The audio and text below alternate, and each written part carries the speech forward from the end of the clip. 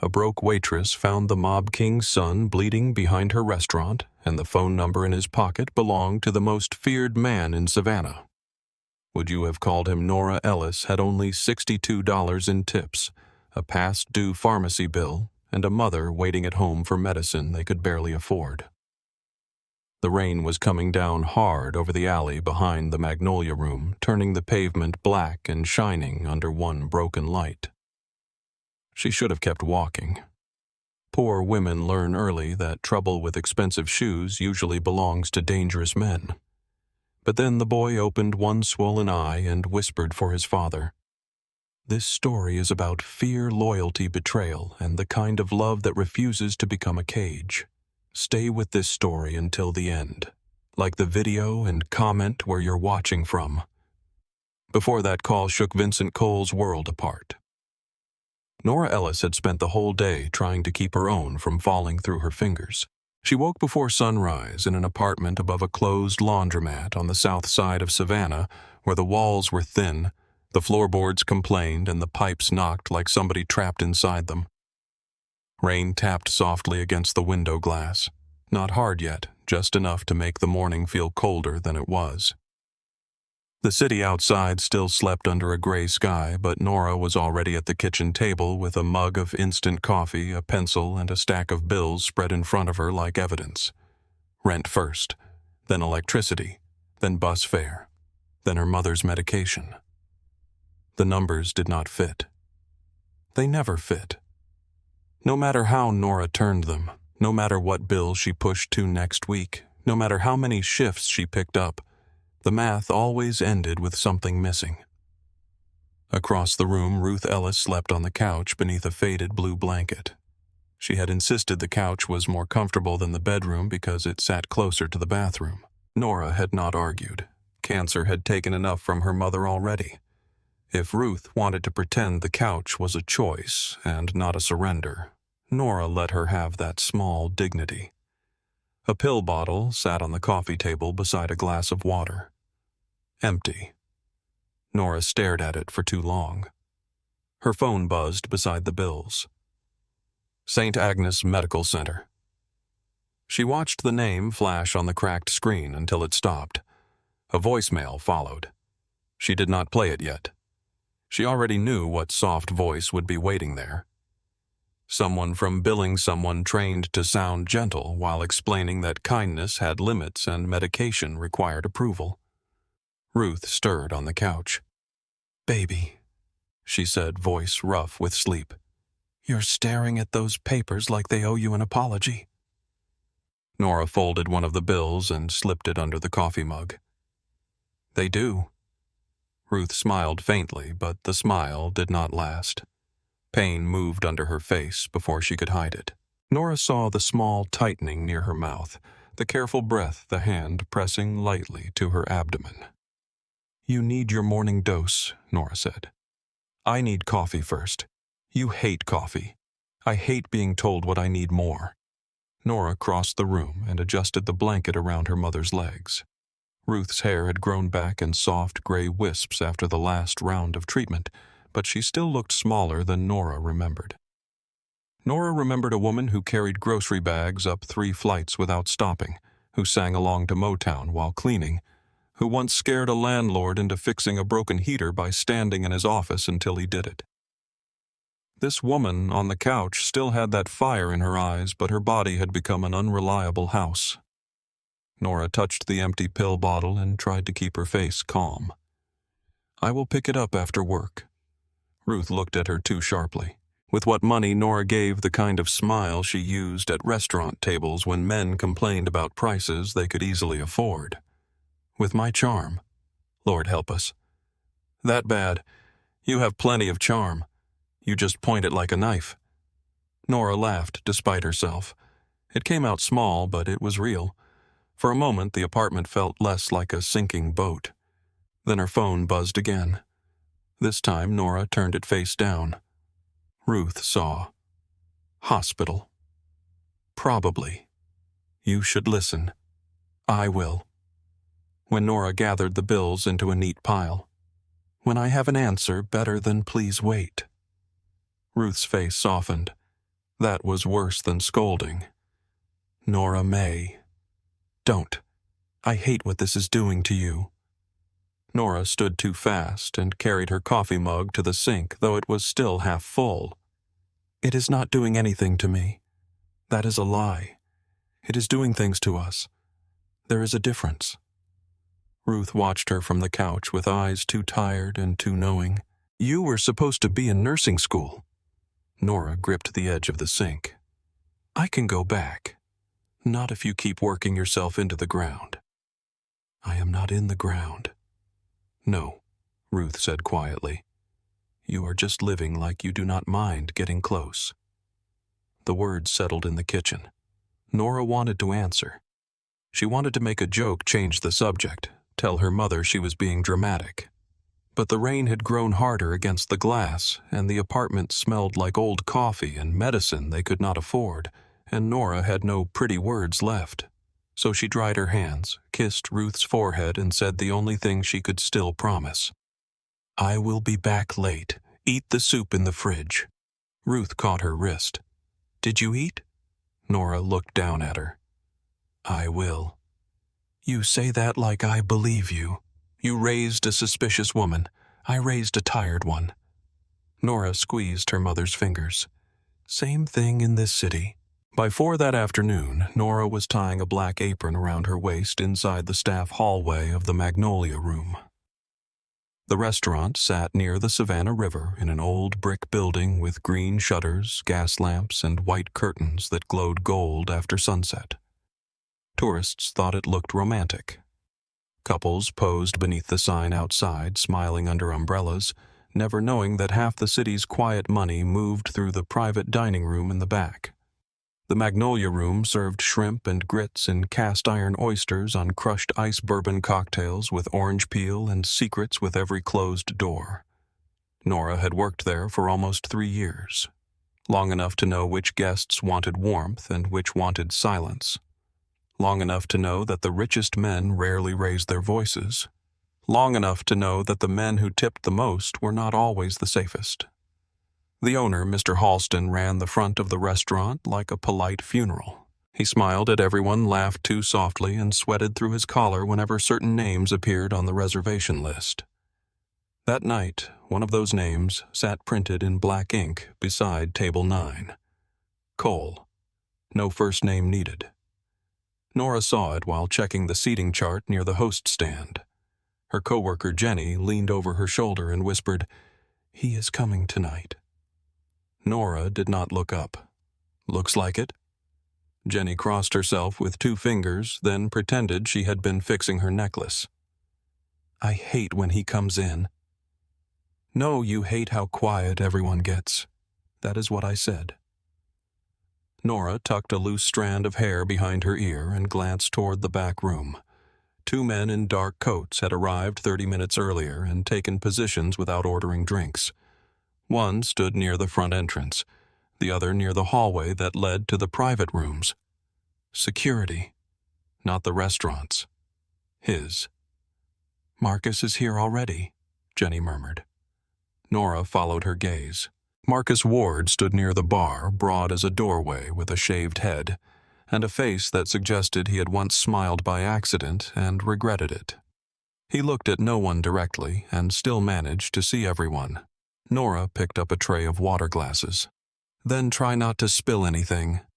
Jenny grabbed her arm. "You always get his table. Mr. Halston thinks I am the least likely to embarrass him." "You mean the least likely to panic?" Nora gave her a dry look. "That too." The dinner rush came in waves. At 5 families with children, at 6 tourists with umbrellas and loud opinions, at 7 lawyers, bankers' men in expensive watches, women with diamonds bright enough to make the candlelight feel poor. Nora moved through it all with practiced grace, balancing plates, refilling glasses, smiling when required, disappearing when useful. Her feet began to ache before the first hour was over. By 7:30, her back burned between her shoulders.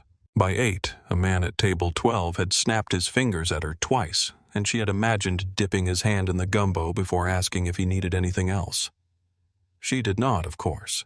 She smiled. She served. She survived. Her phone buzzed in her apron while she was clearing salad plates. She ignored it. It buzzed again while she carried 2 bowls of she crab soup to the window table. She ignored it again. By the 3rd buzz, she stepped into the service corridor and pulled it out. St. Agnes Medical Center. The voicemail was 23 seconds long. Miss Ellis, this is Paula from Oncology Billing. We are calling regarding your mother's prescription assistance review. Please contact our office before noon tomorrow to avoid an interruption in pharmacy processing. Nora listened once, then again. Then she deleted it. Keeping the message would not make the medicine appear. She pressed the phone against her forehead and closed her eyes. Behind her, the kitchen door swung open. Nora, the sous chef, called Table 6, says their scallops are cold. They were hot when they left my hand. They are rich now, so reality changed. Nora laughed once, slipped the phone away, and went back into the dining room with her face arranged into calm. At 8:34, the front door opened. The rain entered first, blown in by the wind. Then Vincent Cole stepped inside. The restaurant changed around him in pieces. A fork paused against a plate. A woman's laugh thinned into silence. Mr. Halston appeared from nowhere, smoothing his jacket as he hurried forward. Vincent did not look around to measure the effect he had. He did not need to. Power followed him like weather. He was tall, broad-shouldered, and dressed in a black suit beneath a dark overcoat, wet at the shoulders. His hair was black with silver at the temples. His face was not handsome in a soft way. It was too controlled for that, too severe, all hard lines and restraint. But his eyes were the kind of gray-blue that made people lower their voices before he asked them to. On his left hand, he wore a plain wedding band. Everyone in the restaurant knew his wife had been dead for years. Beside him stood Caleb Cole. 14 years old, maybe 15 if you did not look closely. Dark hair damp from the rain. Navy school blazer, backpack over one shoulder. His face still had the unfinished softness of boyhood, but his eyes had learned caution too early. He glanced first at the exits, then at Marcus, then at the dessert case. Nora noticed that. Nora noticed everything. Mr. Halston bowed his head slightly. Mr. Cole, your table is ready. Vincent gave one small nod. Caleb followed him toward table 9, his shoes shining against the old wood floor. Nora waited exactly 40 seconds before approaching. Not too fast, not too slow. Men like Vincent Cole noticed both. She carried menus they would not use. Good evening, Mr. Cole. Vincent looked up. Nora. The way he said her name was not familiar. It was precise, as if names were tools and he never picked up the wrong one. Caleb gave her a small, polite smile. Hi, Miss Ellis. She looked at him. Sparkling water for you. Black coffee for your father. Caleb's face brightened before he could hide it. I remember people who make my life easier by not changing their order. Vincent watched them without speaking. Caleb set his backpack beside his chair. Could I have extra bread? Vincent looked at him. You ate before we left. Bread is different. Nora said, bread is always different. Caleb laughed. It was soft, quick, and gone almost immediately, like he was not sure he was allowed to use it. Vincent's mouth moved as if a smile had considered appearing, and then thought better of it. I will bring 2 baskets, Nora said. In the kitchen, she took the bread herself. Warm rolls butter with sea salt, a small dish of olive oil. The chef looked at the second basket and raised an eyebrow. Hungry table, growing boy, rich boy. Nora looked at him, still hungry. He said nothing after that. When she returned, Vincent was on the phone speaking quietly. Nora could not understand the words, but she understood tone. There was no wasted sound in his voice. Every sentence landed exactly where he meant it to land. Caleb sat across from him, pretending not to listen. Nora set the bread down. Caleb whispered, Thank you. You're welcome. Vincent ended the call. For a few minutes, father and son ate in silence. Not comfortable silence. Not cold silence either. Something more painful.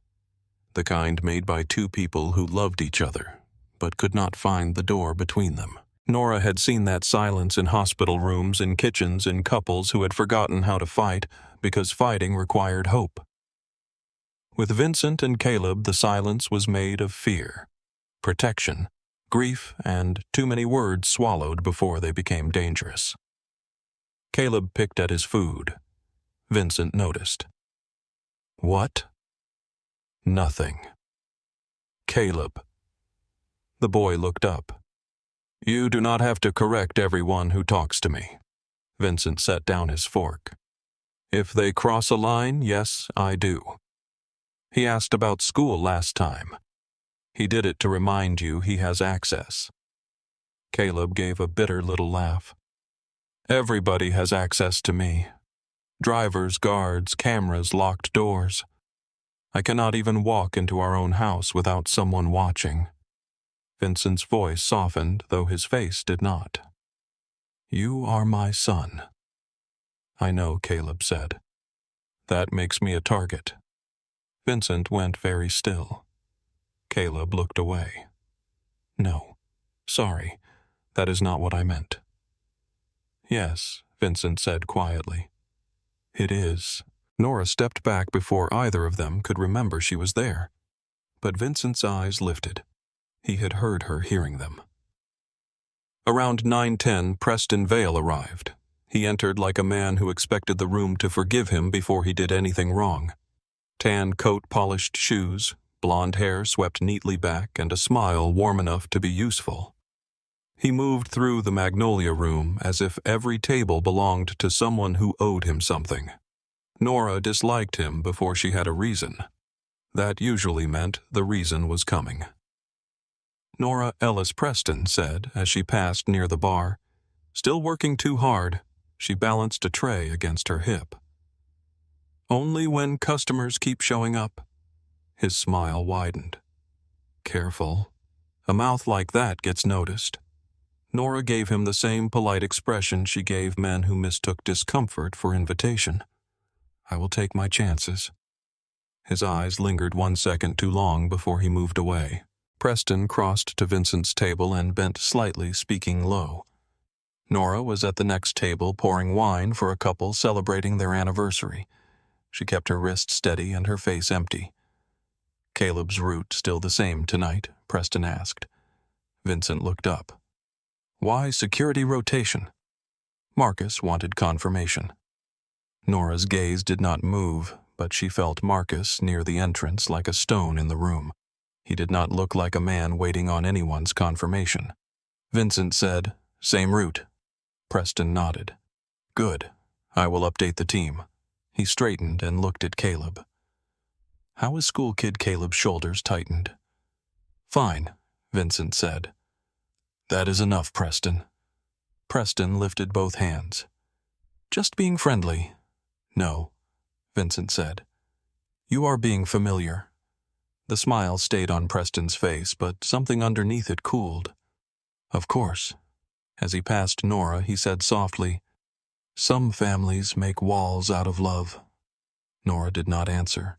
She watched him disappear toward the private hallway. At table 9, Caleb stared down at his plate. Vincent reached for his water glass, then stopped. For a moment he looked like a man who knew he had built a fortress and could not understand why his son felt trapped inside it. Later, when Vincent took another call, Caleb's eyes drifted again toward the dessert case. Nora did not ask. She brought him a slice of bourbon pecan cake on a small white plate with a fork polished clean. Caleb blinked. I did not order this. Kitchen made an extra. His eyes narrowed with the suspicion of a boy raised near locked rooms. Really? Really enough. Caleb looked toward his father, who was still on the phone, then back at her. Thank you. Nora leaned closer. Eat before he decides sugar is a security concern. Caleb laughed again. This time Vincent stopped mid-sentence on the phone. He looked at his son. then at Nora. She turned away before his stare could become a question. At 10:15, Vincent asked for the check. Nora placed it in a black leather folder. Vincent opened it, slipped in a card, then reached into his coat and removed another one. Black, heavy, no logo, no address. Only one number printed in silver. He placed it on top of the receipt. Nora looked at the card, then at him. "That is not mine. It is now. I do not think I want anything that comes from inside your coat."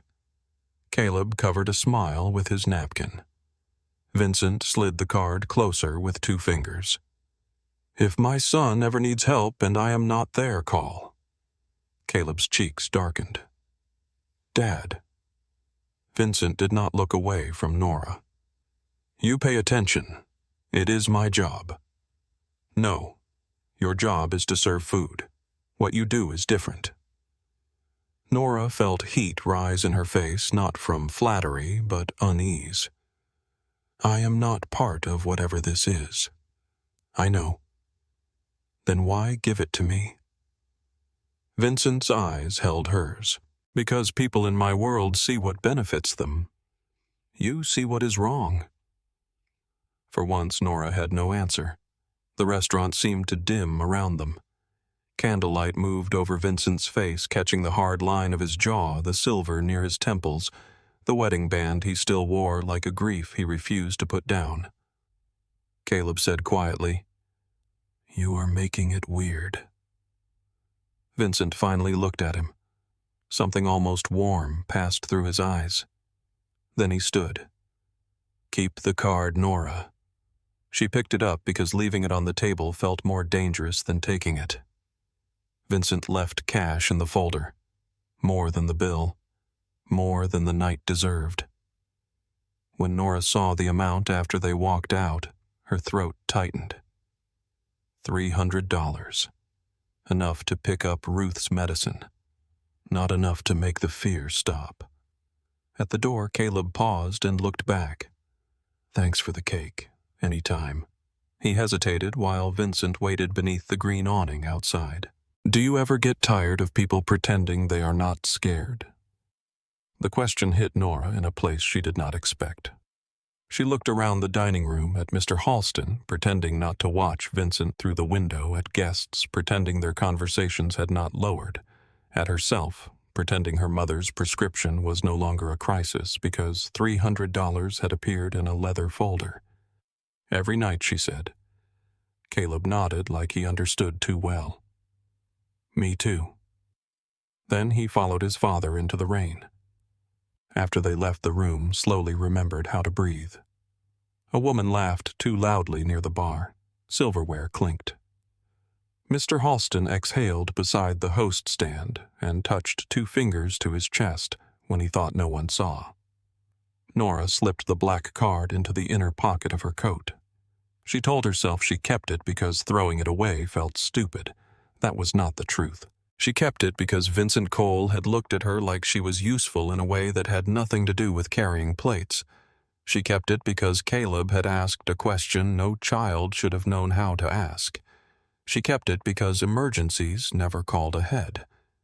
The rest of the night dragged like wet cloth. A party of 6 arrived late and stayed longer than they should have. A woman blamed Nora for wine she spilled with her own elbow.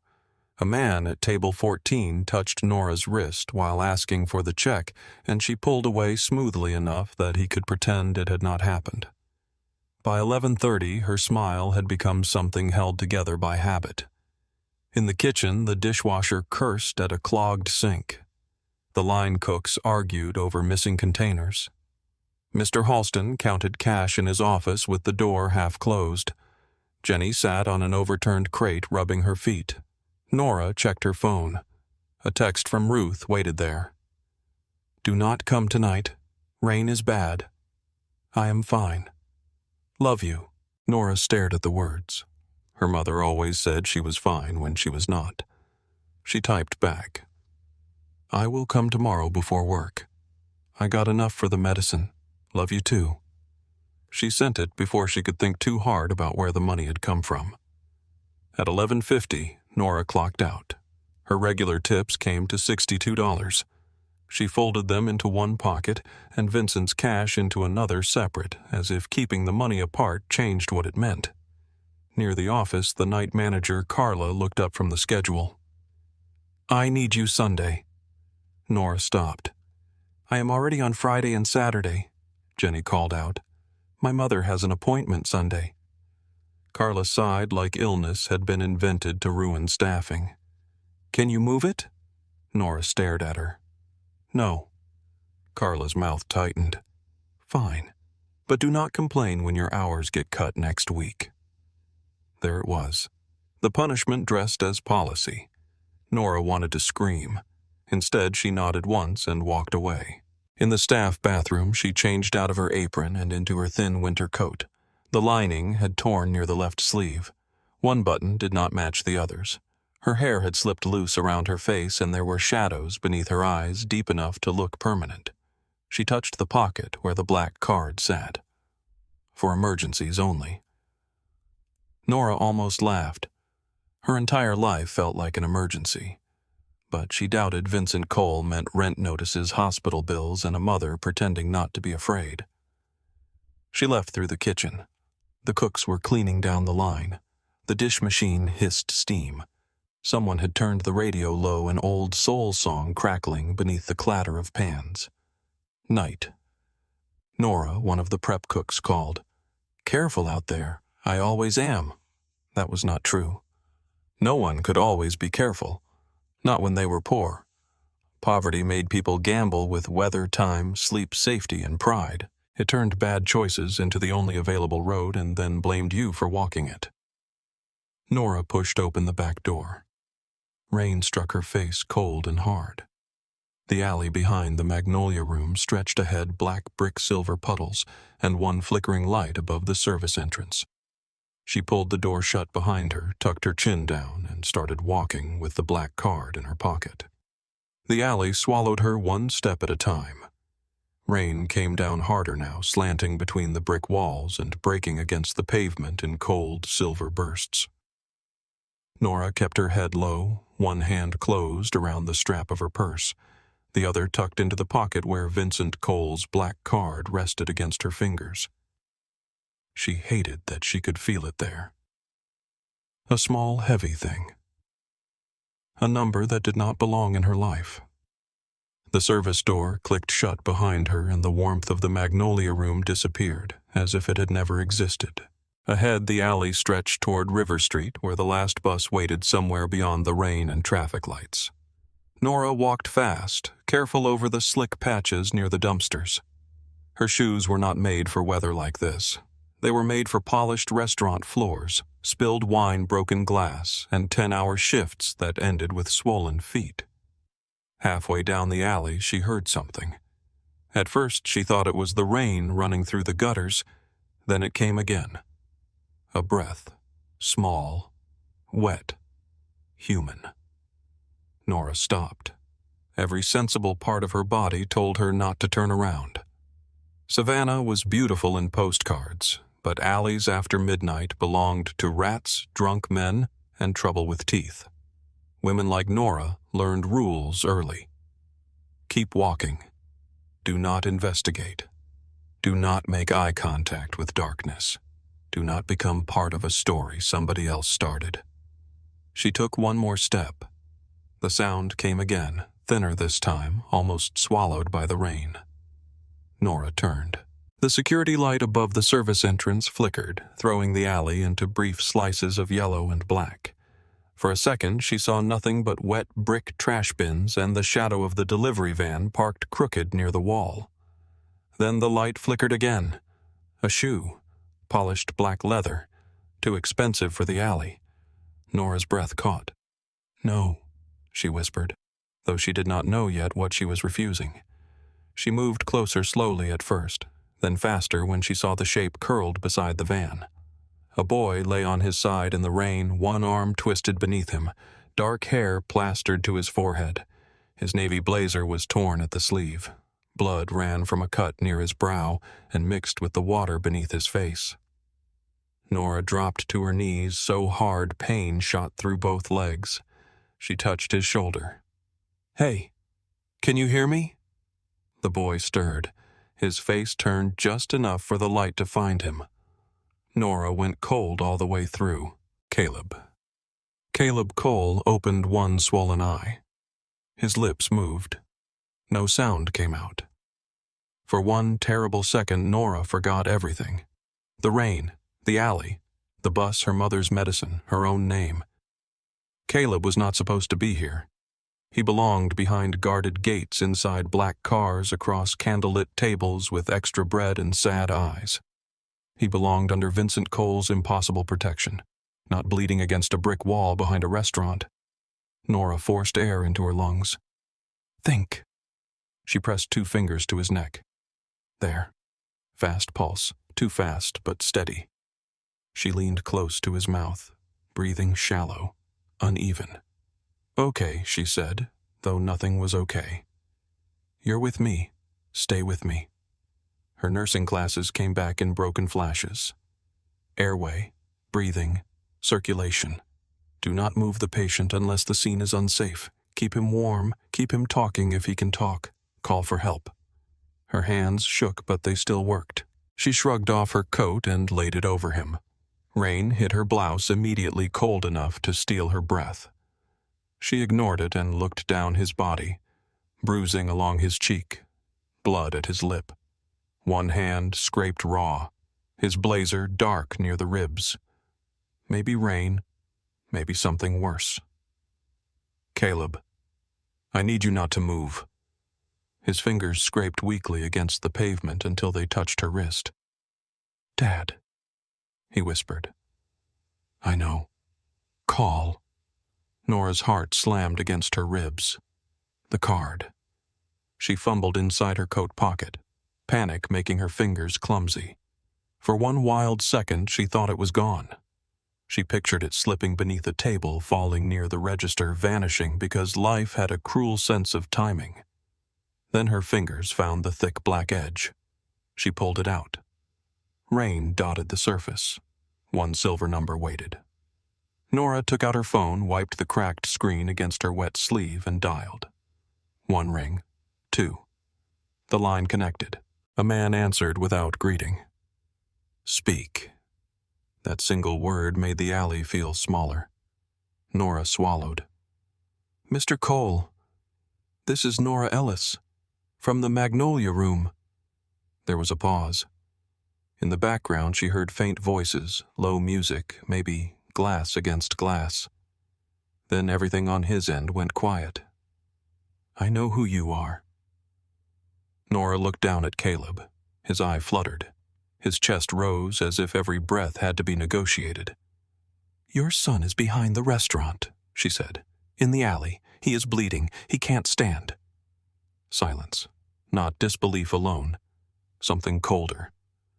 Vincent said, "That is not possible." Nora closed her eyes for half a second. "I'm looking at him." A chair scraped hard on his end. The faint voices stopped at once. "How bad?" "He's conscious barely. Pulse is fast but steady. Breathing is shallow. His face is bruised. I don't know if his ribs are broken." "You checked his pulse?" The calm of the question almost made her angry. "I was in nursing school." Caleb's fingers tightened weakly around her wrist. Nora leaned closer. "I'm here," she whispered to him. Then into the phone, sharper now. "Mr. Cole, your son is bleeding in the rain." A door opened on Vincent's end. Male voices rose, then cut off. Exact location. Behind the Magnolia Room, near the service entrance. Between the delivery van and the east wall. "Do not call the police." Nora went still. "Excuse me, do not call the police. He needs a hospital. He will have one." Rain ran down Nora's face and into her mouth. Her fear turned hot. "Are you asking me to let a child lie here because paperwork makes you uncomfortable?" The silence that followed felt dangerous enough to touch. When Vincent answered, his voice was lower. "I am asking you to keep my son alive for 6 minutes. Nora looked at Caleb. He was watching her through one narrow, unfocused eye. 6 minutes. She could do 6 minutes. Fine, she said. But if he stops breathing, I call everyone. Nora. The way he said her name made the rain seem to pause. What stay with him? It was not quite an order, not quite a plea. It was both. I am. The line went dead. For a moment, Nora stayed frozen with the phone in her hand. Then Caleb made a small sound that tore through her. She tucked the phone away and leaned over him. I'm right here. Do not try to move. His lips shifted. House. What? Outside. Nora bent lower. Outside your house? A weak nod. Someone grabbed you before you got inside. Another nod. Her stomach turned. Vincent had said impossible. Now she understood why. Caleb had not wandered here. He had been taken hurt somewhere else and left behind the Magnolia Room like a message wrapped in blood. Did you see them? Caleb's eye fluttered. Masks. How many? 3. Okay. That's enough. Save your breath. He tried to shake his head. They knew what his fingers pressed against her wrist. Where I'd be. The words were barely there, but Nora heard them. The alley filled with engines. Not one. Several. Headlights cut through the rain, bright and sudden. 3 black SUVs turned into the alley with terrifying precision. One blocked the far end. One stopped near the service entrance. The third sealed the street behind her. Doors opened before the vehicles fully settled. Men in dark coats stepped out fast, not frantic trained. One looked up at the roofline. Another checked the mouth of the alley. A third carried a medical bag. Then Vincent Cole stepped out of the middle SUV. No umbrella, no hat. Nothing to soften the image of him moving through the rain. His black overcoat shifted around him. His face was carved from restraint, but his eyes betrayed him. They went first to Caleb, then to the coat over Caleb's chest, then to Nora kneeling beside him in a soaked blouse with his blood on her hands. Vincent crossed the alley in long strides and dropped to one knee. Caleb! The boy's face changed at the sound of his father's voice. Pain stayed, but some deeper fear loosened. Dad. Vincent touched his son's jaw with 2 fingers. The gentleness of it made Nora look away for half a breath. I'm here. The medical man knelt opposite Nora. Miss, let me in. Nora shifted back, but not far. He was conscious when I found him. Pulse has stayed steady, breathing shallow. He said he was taken outside the house. Vincent's eyes flicked to her. Say that again. Nora held his gaze. He said he was grabbed before he got inside. 3 men. Masks. They knew where he would be. Caleb stirred. Vincent leaned closer. Do not force it. Breathe. They knew Caleb whispered again. Vincent's jaw moved once hard. The medic looked up. We need to move him. Vincent nodded. 2 men brought a stretcher from the SUV. They lifted Caleb with careful, practiced hands. He cried out once, and Vincent's face changed so violently that every man in the alley seemed to hold still. Nora rose too quickly and nearly fell. Her knees had gone numb from the wet pavement. The brick wall caught her shoulder. Vincent noticed. Of course he noticed. You're freezing. I'm fine. You are not. One of his men picked up Nora's coat from where it had slipped partly off Caleb. It was soaked, smeared with blood, and useless against the rain. Vincent looked at it, then removed his own overcoat and placed it around Nora's shoulders. She stiffened. I don't need that. Yes, he said. You do. The coat swallowed her. It was heavy, warm, lined in something softer than anything she owned. It smelled like cedar rain and faint tobacco. Nora hated that it steadied her. Caleb was loaded into the middle SUV. Vincent kept one hand on the stretcher until it disappeared inside. Nora stepped toward the restaurant door. Vincent turned. Where are you going, home? No. The word landed flat between them. Nora lifted her chin, though her teeth had begun to chatter. No. You found him. You heard what he said. I need every detail. I told you what I know. You told me enough to know you know more. I am not one of your people. Vincent's eyes held hers. No. That is why I am asking before I stop asking. The alley seemed to narrow around them. Rain fell over his hair and shoulders.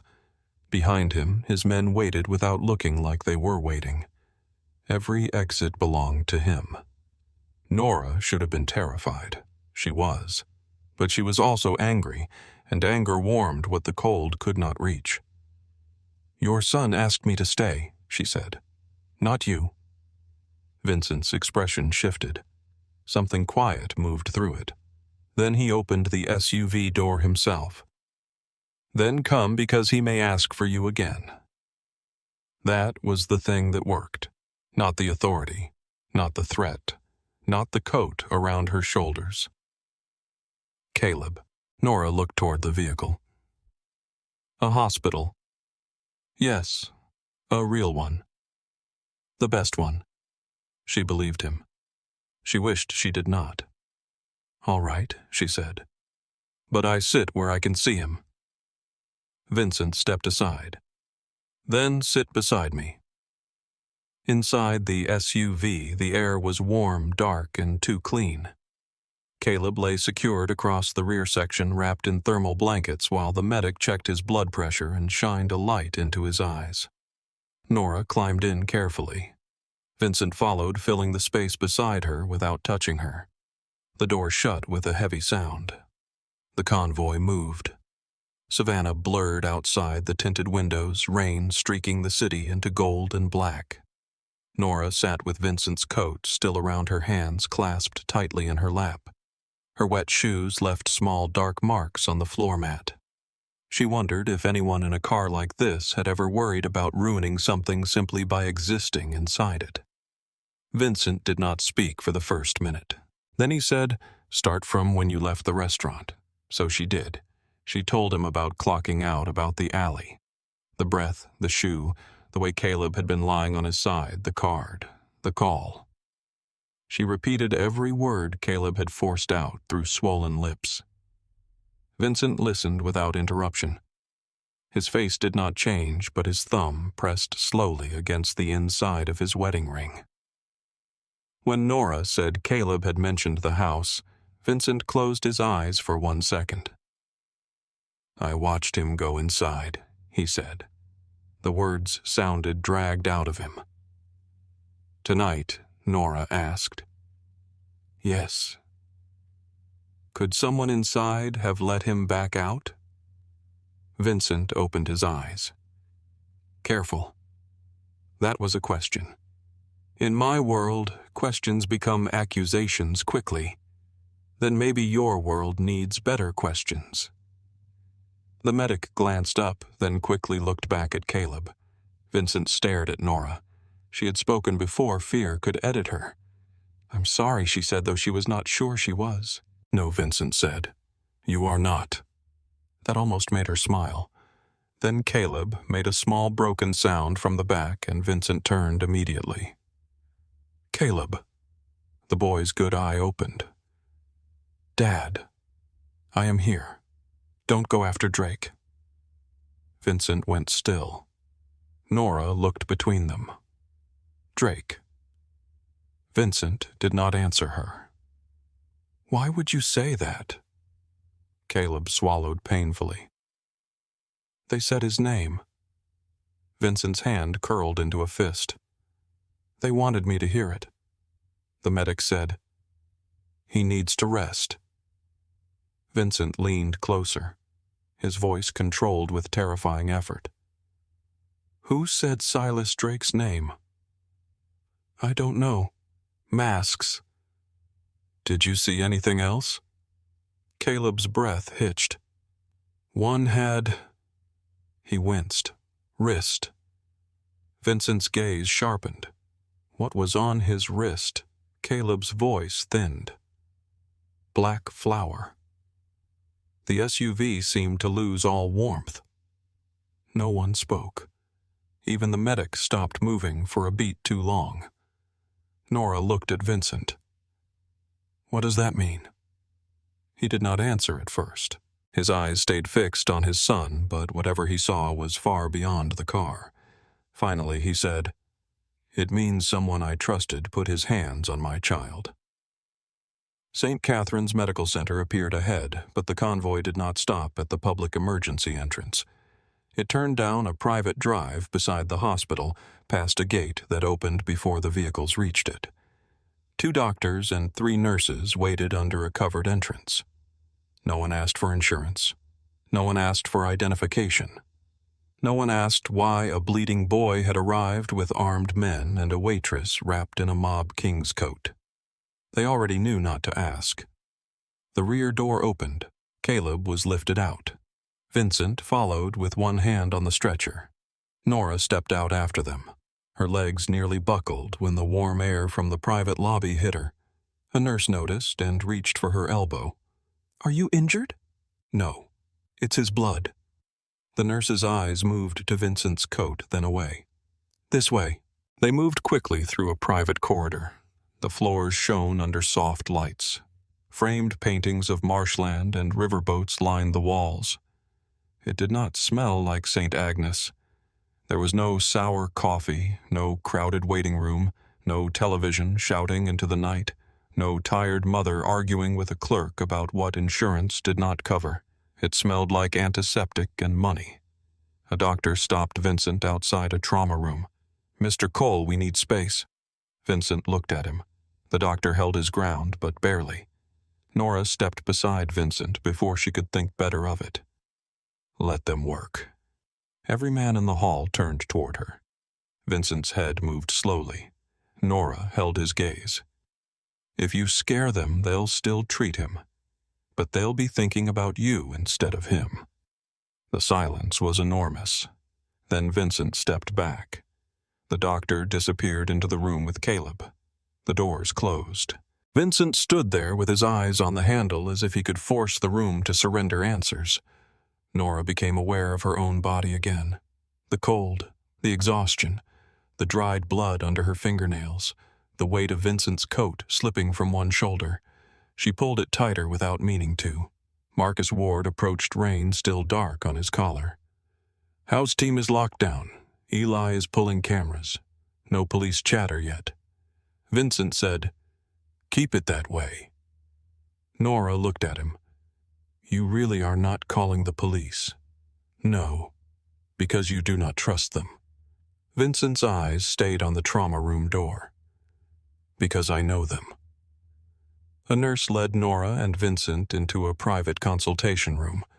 Coffee appeared. Blankets, a tray of pastries no one touched.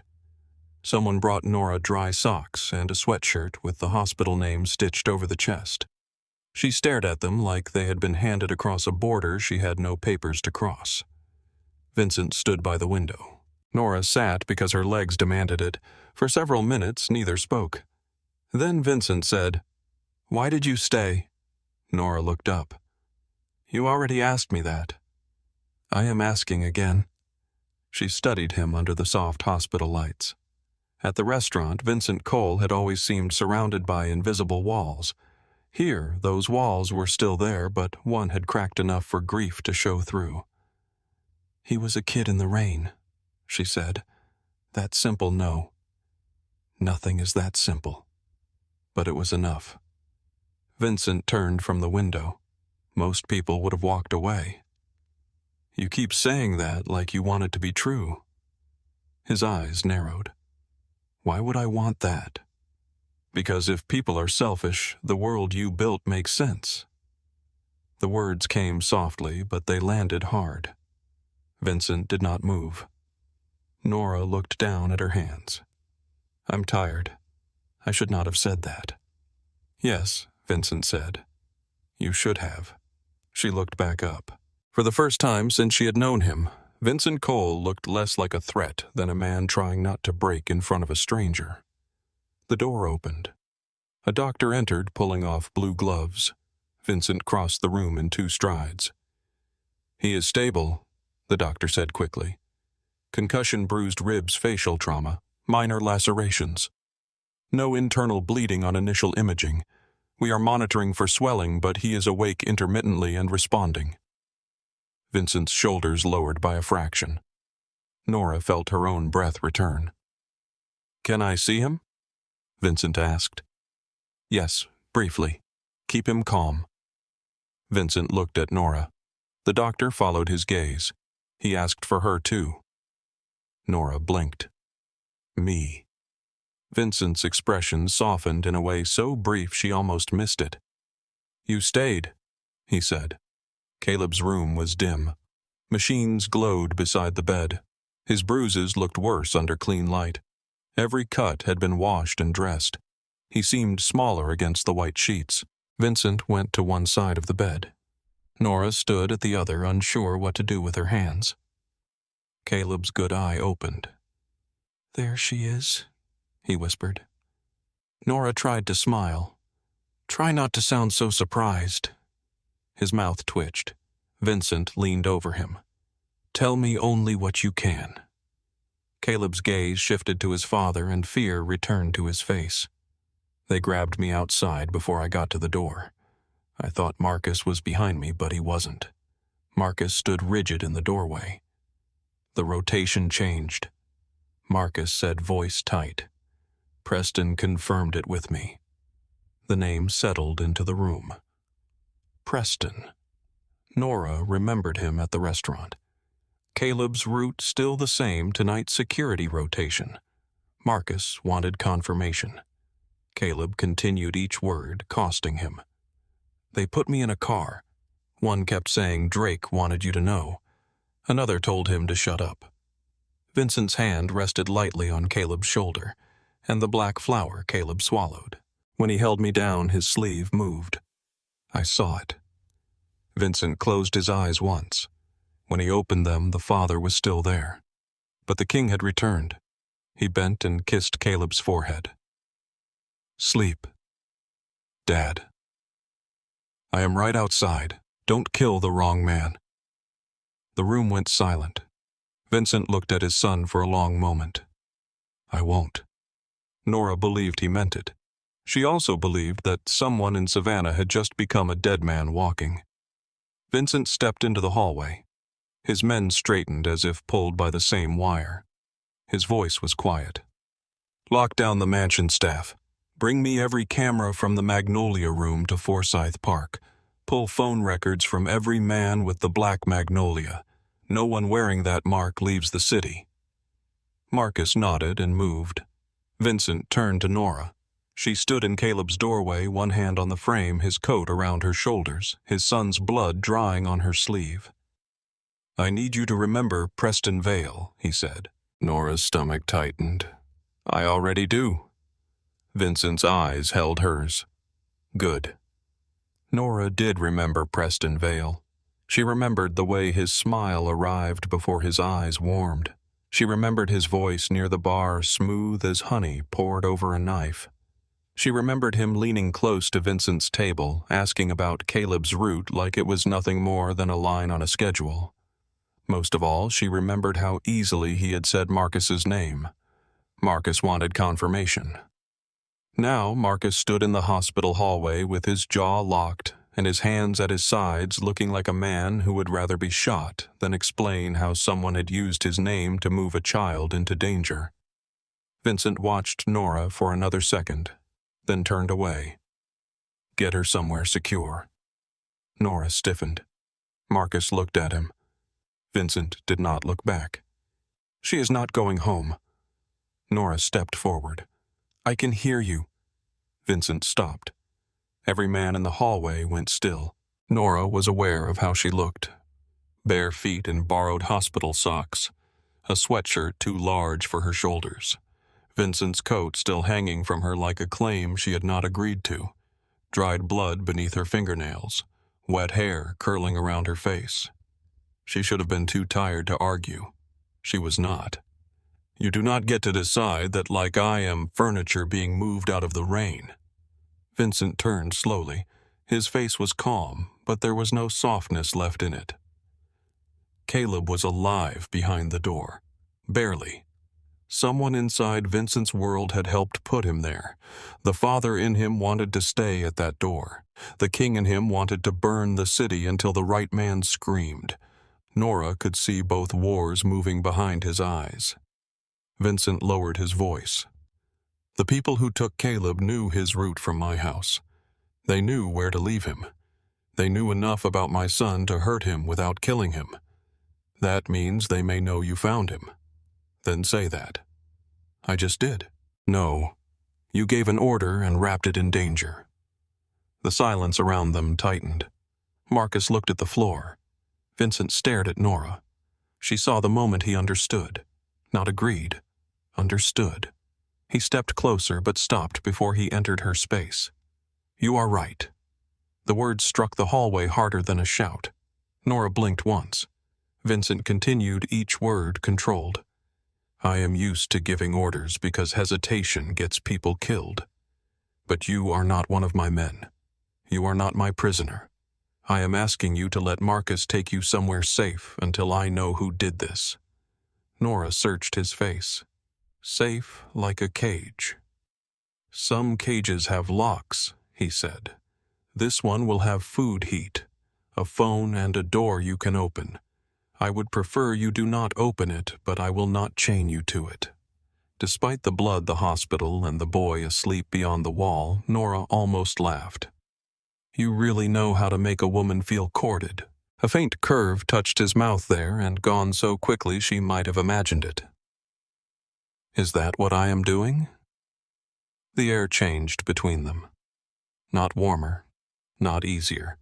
Just charged like the second before lightning chooses where to land. Nora looked away first. I need to call my mother. Use the phone Marcus gives you. My phone works. Your phone can be tracked.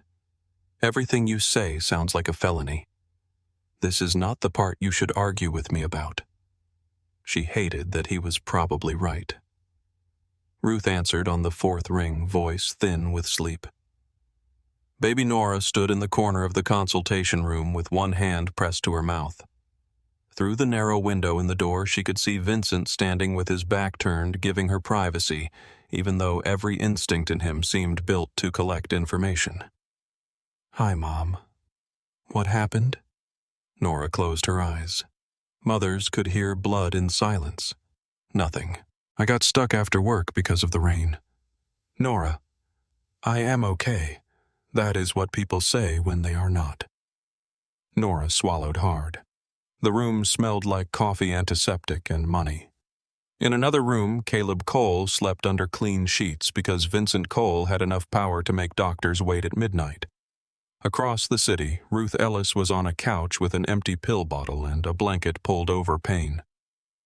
I may not come by this morning, Nora said. I need you to rest. I am resting. You hate resting. I hate being told what I am doing. Nora smiled faintly. Please, eat the soup. Did you eat? Nora looked at the untouched pastries on the table. No. Then eat before you make bad decisions. Too late, Nora thought. I love you, she said. I love you too. Call me when you get home. Nora said she would, though she had no idea where home was anymore. Marcus drove her through a Savannah just beginning to wake. Rain had softened to a mist. Streetlights glowed against wet pavement. Delivery trucks moved through the historic district. A man in a plastic poncho swept water away from the entrance of a bakery. The city looked innocent beneath the morning gray, as if a boy had not been left bleeding behind a restaurant hours earlier, as if powerful men were not already searching through security feeds and phone records. The safe apartment stood in a brick building near the river with no sign outside and cameras tucked discreetly beneath the iron balcony. Marcus unlocked the entrance with a keycard, then took Nora up in an elevator that smelled faintly of leather and lemon cleaner. The apartment was on the 5th floor. Wide windows faced the Savannah River. The water moved dark and slow below, carrying pieces of morning light beneath a sky that had not yet decided whether to clear. The place was warm, quiet, and immaculate in a way that felt less like comfort and more like surveillance. The kitchen counter held fresh breadfruit coffee soup in glass containers, tea-bottled water, and a small white box from a bakery Nora recognized but had never been able to afford. On the chair near the bedroom door sat folded clothes, jeans, sweaters, thick socks, a wool coat in deep gray, all her size. Nora stood in the doorway and stared. There was kindness here, but it was Vincent's kind, silent, efficient, invasive. On the counter sat an envelope. She did not have to open it to know what was inside. She opened it anyway. Cash. Too much. Enough to pay rent. Enough to buy medicine. Enough to make her feel dirty for needing it. Anger moved through her so fast it gave her strength. She shoved the envelope into a kitchen drawer and slammed it shut. Marcus, standing near the door, pretended not to see. "Mr. Cole said you should eat. Mr. Cole says a lot. He also said to give you this." Marcus placed a phone on the counter. Plain black case. New. Clean. Nora looked at it. Of course he did. "It has my number. His number. The hospital. Your mother's hospital if you want it added." Nora's eyes snapped up. Marcus lifted one hand. "I did not add it." "Good." He nodded once, accepting the line. "There are cameras outside the building, not inside the apartment. 2 men downstairs, 1 across the street. They will not come up unless there is a problem or you call. You make that sound normal. It is normal for us. That is not comforting." "No," Marcus said. "It is not." For the first time, Nora noticed the exhaustion in his face. He looked like a man holding himself together because falling apart was not in his job description. "You were supposed to be behind Caleb," she said. Marcus's eyes hardened, not at her, but inward. "Yes. Preston said you wanted confirmation." "I did not. Could he change the rotation without you?" "Not officially." "That sounds like yes." Marcus did not answer. Nora folded her arms. "You trust him? I trusted him enough yesterday." The honesty surprised her. Marcus turned toward the door. "Lock this behind me. Eat something. Sleep if you can." "Does Vincent order you to say human things too?" Marcus paused. "No." "That was mine." Then he left. Nora locked the door and stood still until the apartment settled around her. The quiet was too complete. No downstairs neighbor shouting at a television, no pipes knocking in the wall, no Ruth coughing softly from the couch, no restaurant noise, no bus breaks, no life pressing in from every direction. Just warmth, food, clean windows, and a phone that did not belong to her. Her body realized before her pride did that it was starving. She ate standing at the counter. Soup first hot and rich with chicken rice and herbs, then bread, then half a pear she did not remember cutting. Each bite made her angrier because it helped. Afterward, she showered until the water ran clear of alley dirt and dried blood. She put on the clean clothes, thick socks, and a sweater soft enough to make her suspicious. Then she sat on the edge of the bed and meant only to close her eyes for a minute. When she woke, the sky beyond the windows had turned pale afternoon. The black phone was ringing. She answered without greeting. Vincent's voice came through low and tired. "Did you arrive safely?" "Yes." "Good. You had clothes waiting?" "Yes." "How did you know my size?" A pause. "Observation." "That is a creepy answer. It is an honest one." Nora walked to the window and looked down at the river. "You cannot keep doing this. Keeping you alive. Making decisions like I am another item on your list." The line went quiet. Then Vincent said, "I am not good at asking. No kidding, I am trying." The admission was not polished. It did not sound like a tactic. That disarmed her more than an apology would have. Nora leaned her forehead against the cool glass. "Then try this. Why am I really here? Because someone wanted me to see the black magnolia, and think of Silas Drake, the man Caleb named. Yes. Is he your enemy? One of them? That sounds crowded. My life is not known for simplicity. Outside, a gull moved above the river like a scrap of paper caught in wind. You think Drake did it? I think I am supposed to think Drake did it. Nora closed her eyes. You hear the difference I do now. There was something in his voice then. Not gratitude. Recognition. The same recognition she had felt when he looked at her in the alley, as if her staying had changed the shape of the night. Vincent said, You asked the right question in the car. Which one? Could someone inside have let him back out? Nora remembered Caleb's bruised face, his whisper, his fingers cold against her wrist. And another one, she said. What? Why leave him alive? Vincent did not answer. Nora continued thinking aloud. They wanted you angry, but not destroyed. Destroyed men do not play by rules, Vincent said. Neither do fathers. The silence after that was different. He was listening. That should not have mattered. It did. Eat, he said finally. I did. Sleep. I did that too. Good. You sound disappointed you have nothing to order. I am adapting. Nora almost smiled. Poorly, but yes. A faint breath moved through the line. Almost a laugh. Then his voice changed.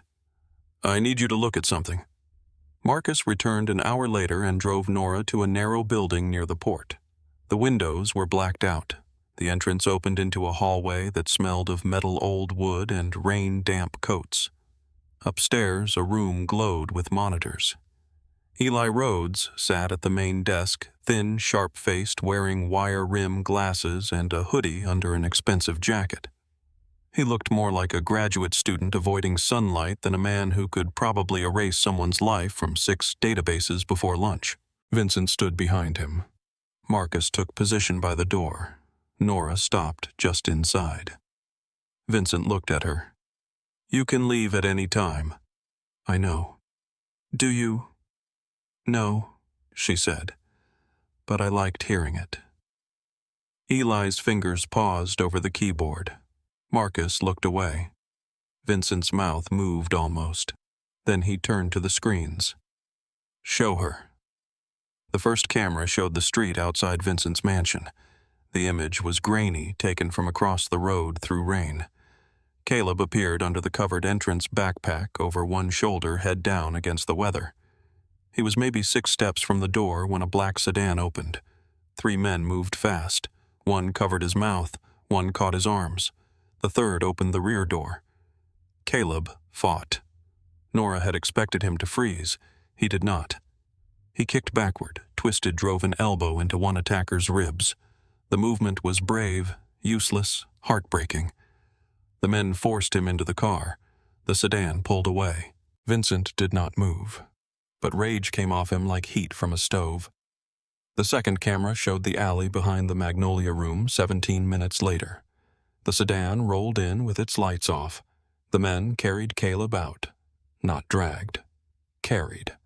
One attacker lowered him beside the wall. Another checked the alley.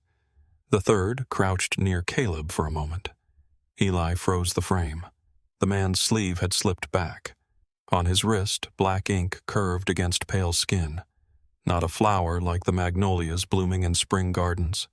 This was sharp dark, almost thorned, the petals shaped like a mark cut into the body rather than placed on it.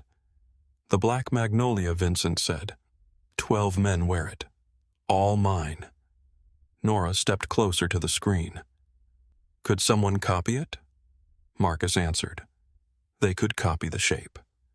Not the placement size and inner detail. That mark is done by one artist. Your artist, Nora said. Vincent's eyes moved to her. Yes. She kept staring at the image. What do you see? He asked. Nora did not answer right away. She watched the footage again. The way they carried Caleb. The way they set him down.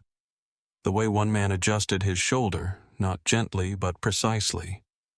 the way his head stayed turned to the side. "They did not dump him," she said. Marcus frowned. "What? They placed him." Eli rewound the clip and played it again. Nora pointed at the screen. "Look at his head." They left him on his side. His airway was clear. They chose a spot near the service entrance, but not directly in front of the door. Someone would find him after closing, but not immediately. Vincent's face hardened with each word. Nora continued. "They hurt him badly, but they were careful about how they left him. Late enough for fear, soon enough for survival." Eli leaned back. "Well, hell." Marcus looked from Nora to the screen. "Professionals." "No," Nora said. Vincent turned toward her. "Then what employees?" The word hung in the monitor room. Nora folded her arms, suddenly aware that her hands were shaking. "If Silas Drake wanted to threaten you, why use your own mark so clearly? Why mention his name to Caleb? Why make the clue obvious enough that a hurt kid remembers it?" Eli's fingers hovered over the keyboard. Nora looked at Vincent. "Someone wanted your first thought to be Drake, maybe because once you moved against him you would stop looking at your own people." Vincent watched her for several seconds. Then he said, "Pull Preston Vale's access logs." Eli typed fast. The room listened to the keys. A few seconds later, Eli's expression changed. "Preston opened Caleb's root file at 7:18 last night." Marcus cursed under his breath. Nora felt cold settle in her stomach. "You noticed him ask about the route," Vincent said. She looked at him. "You noticed me noticing it?" "Yes." Eli kept typing. He was not the only one. Graham Price opened the file 22 minutes later. Marcus straightened. "Graham wears the mark on his right wrist." Nora looked back at the frozen frame. The attacker's mark sat on the inside of the right wrist. Vincent's quiet deepened. It was not calm. It was the moment before violence chose its direction. "Bring me Silas Drake," he said. "No," Nora said. Every man in the room looked at her. She felt immediately insane. Vincent's voice was soft. "No. If you drag him in, you look angry. If you go to him, you look controlled." Marcus stared at her as if she had grown a second head. Nora held Vincent's gaze. "You told me questions become accusations in your world. So ask before you accuse." Vincent studied her. Then he took his coat from the back of a chair. "Marcus." "With me." Marcus followed him to the door. Vincent paused beside Nora. "You are either very brave or too tired to be afraid." "Both." He nodded once and left. Nora stayed with Eli in the monitor room while Vincent crossed the city to meet Silas Drake. Eli said little, which she appreciated. He gave her coffee in a paper cup. It was better than hospital coffee and worse than the Magnolia Room, but it was hot enough to hold. After 20 minutes, Eli opened an audio feed. Nora looked at him. He shrugged. "Boss said you listen." The room filled with the sound of a glass being set on wood. Silas Drake's voice came first, older, smooth, touched with old Savannah money and something rougher beneath it. "Vincent Cole, in my club before sunset. Either I am dying or you are angry." Vincent replied, "My son was taken last night." A pause. "I heard there was trouble. My son was beaten and left behind the Magnolia Room." Another pause longer. "He alive?" "Yes." "Good. You sound sincere." "I am many things," Silas said. "Careless with children is not one of them." Vincent's voice remained even. "Your name was spoken during the attack." Silas exhaled through his nose. "Convenient. One attacker wore my black magnolia." "That is more convenient." Nora leaned closer to the speaker. Vincent said, "Tell me you did not order it."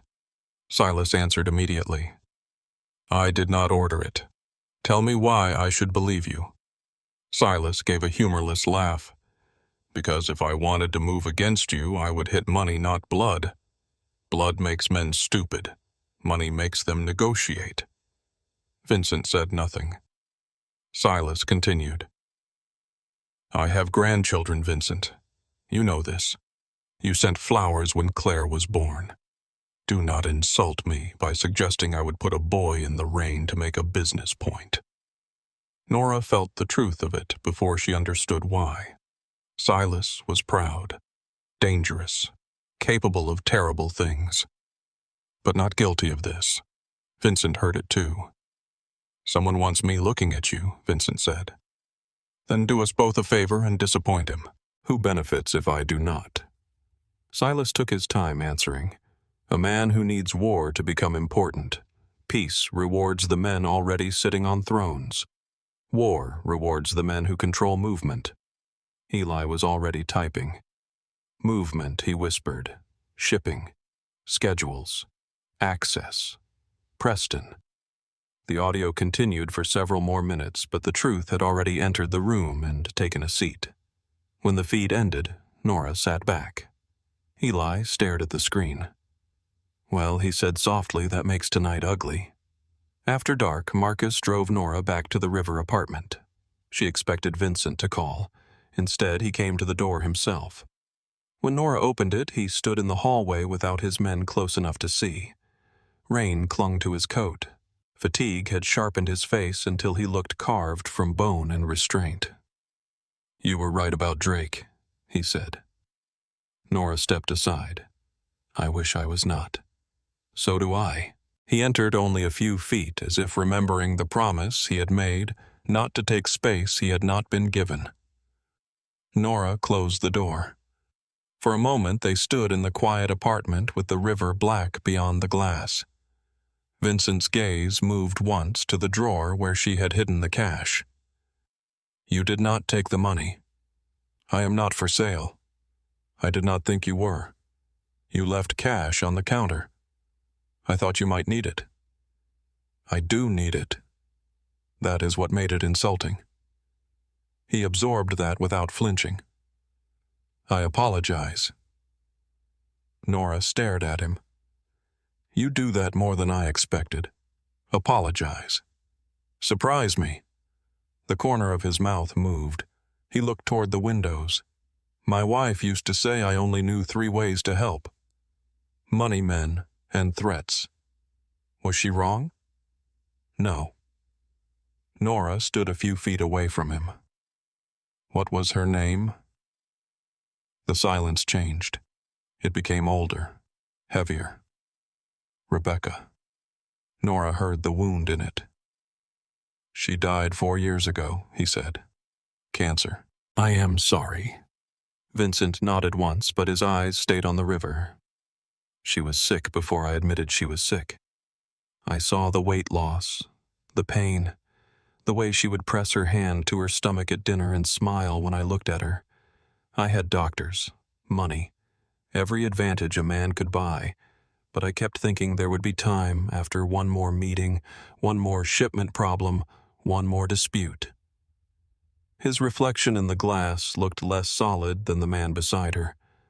By the time I stopped being important, the cancer was everywhere. Nora's throat tightened.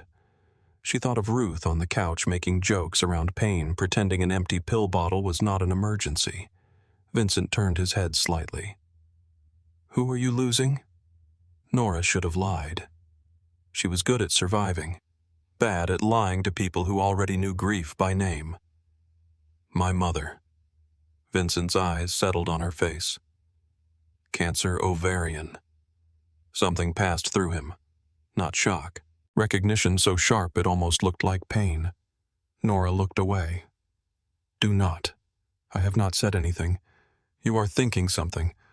I am always thinking something. Do not think about fixing this. Vincent's voice softened. Why? Because if you fix it, I will not know what it costs. He turned fully toward her. It would cost me less than an evening out. That is not better. "No," he said. "It is not." The honesty settled between them. Nora wrapped her arms around herself. "I do not want to owe you my mother's life." Vincent's eyes darkened. No one should have to measure a parent's life against debt. But people do. "Yes," he said. "They do." For a moment, neither moved. Outside the river carried city lights in broken lines of gold. Vincent stepped closer slowly enough that she could move away if she wanted. She did not. "I will not touch your life without asking," he said. Her breath caught at the word touch, though he had not touched her at all. "You say that like it is easy. It is not." "Good." His gaze dropped briefly to her mouth, then returned to her eyes. The moment opened. Dangerous. Quiet. Too soon. Nora stepped back first. Vincent led her. His restraint did something strange to her chest. His phone vibrated. He looked at the screen, and the softness vanished. Eli found something. What Graham Price accessed Caleb's route after Preston. And Preston contacted him 3 minutes later from a burner. Nora's skin went cold. Vincent moved toward the door. "Where are you going?" "To ask questions." "Ask," she said. "Do not accuse." He looked back. "I remember." Nora held his gaze. "And Vincent." It was the first time she said his name without thinking. He noticed. "Yes, if Preston is involved, he will push you toward Drake again. Watch who wants you angry." Vincent's expression changed. "Not much, but enough. You listen like a thief. I wait tables, same skill." This time he smiled fully for half a second. Then he was gone. By nightfall, the Magnolia Room stood dark and empty. Its tables cleared its candles unlit and its private dining room waiting for the men who wore Vincent Cole's flower. The Magnolia Room had never looked so bare. Without candles, without music, without tourists pressing wine glasses to their lips and pretending not to stare at the private hallway, the restaurant felt less like a place for dinner and more like a stage waiting for a confession. Chairs had been cleared from the center of the back room. The long table remained polished dark wood beneath a single row of low lights. Rain tapped against the windows in patient fingers. The river beyond the glass moved black and slow. Nora sat in the corner booth with a cup of coffee she had not touched. Vincent stood at the head of the table. His sleeves were rolled to his forearms. His tie was gone. The wedding band on his left hand caught the light whenever his fingers moved against the chair in front of him. He did not pace. Men like Vincent did not need movement to fill a room. Stillness served him better. Marcus stood by the door with 2 men Nora did not know. Eli sat near a laptop connected to the wall screen, his face lit blue by the monitor glow. Nobody spoke unless Vincent looked at them first. Nora had asked to sit farther back. Vincent had not argued. That frightened her more than if he had. The first man arrived at 9. He was older, thick through the shoulders, with silver hair combed straight back, and a scar that vanished beneath his collar. Nora had seen him once before at the Magnolia Room eating red snapper alone, while 2 younger men stood at the bar and pretended not to guard him. Tonight he removed his gloves at the host stand and walked into the private room without asking where to sit. His black magnolia curled near the base of his thumb. He looked at Vincent. Evening. Vincent did not return the greeting. The older man took a chair. The second arrived 3 minutes later, then the third, then 2, together speaking low until they saw Vincent's face and remembered silence was safer. Each man wore a suit.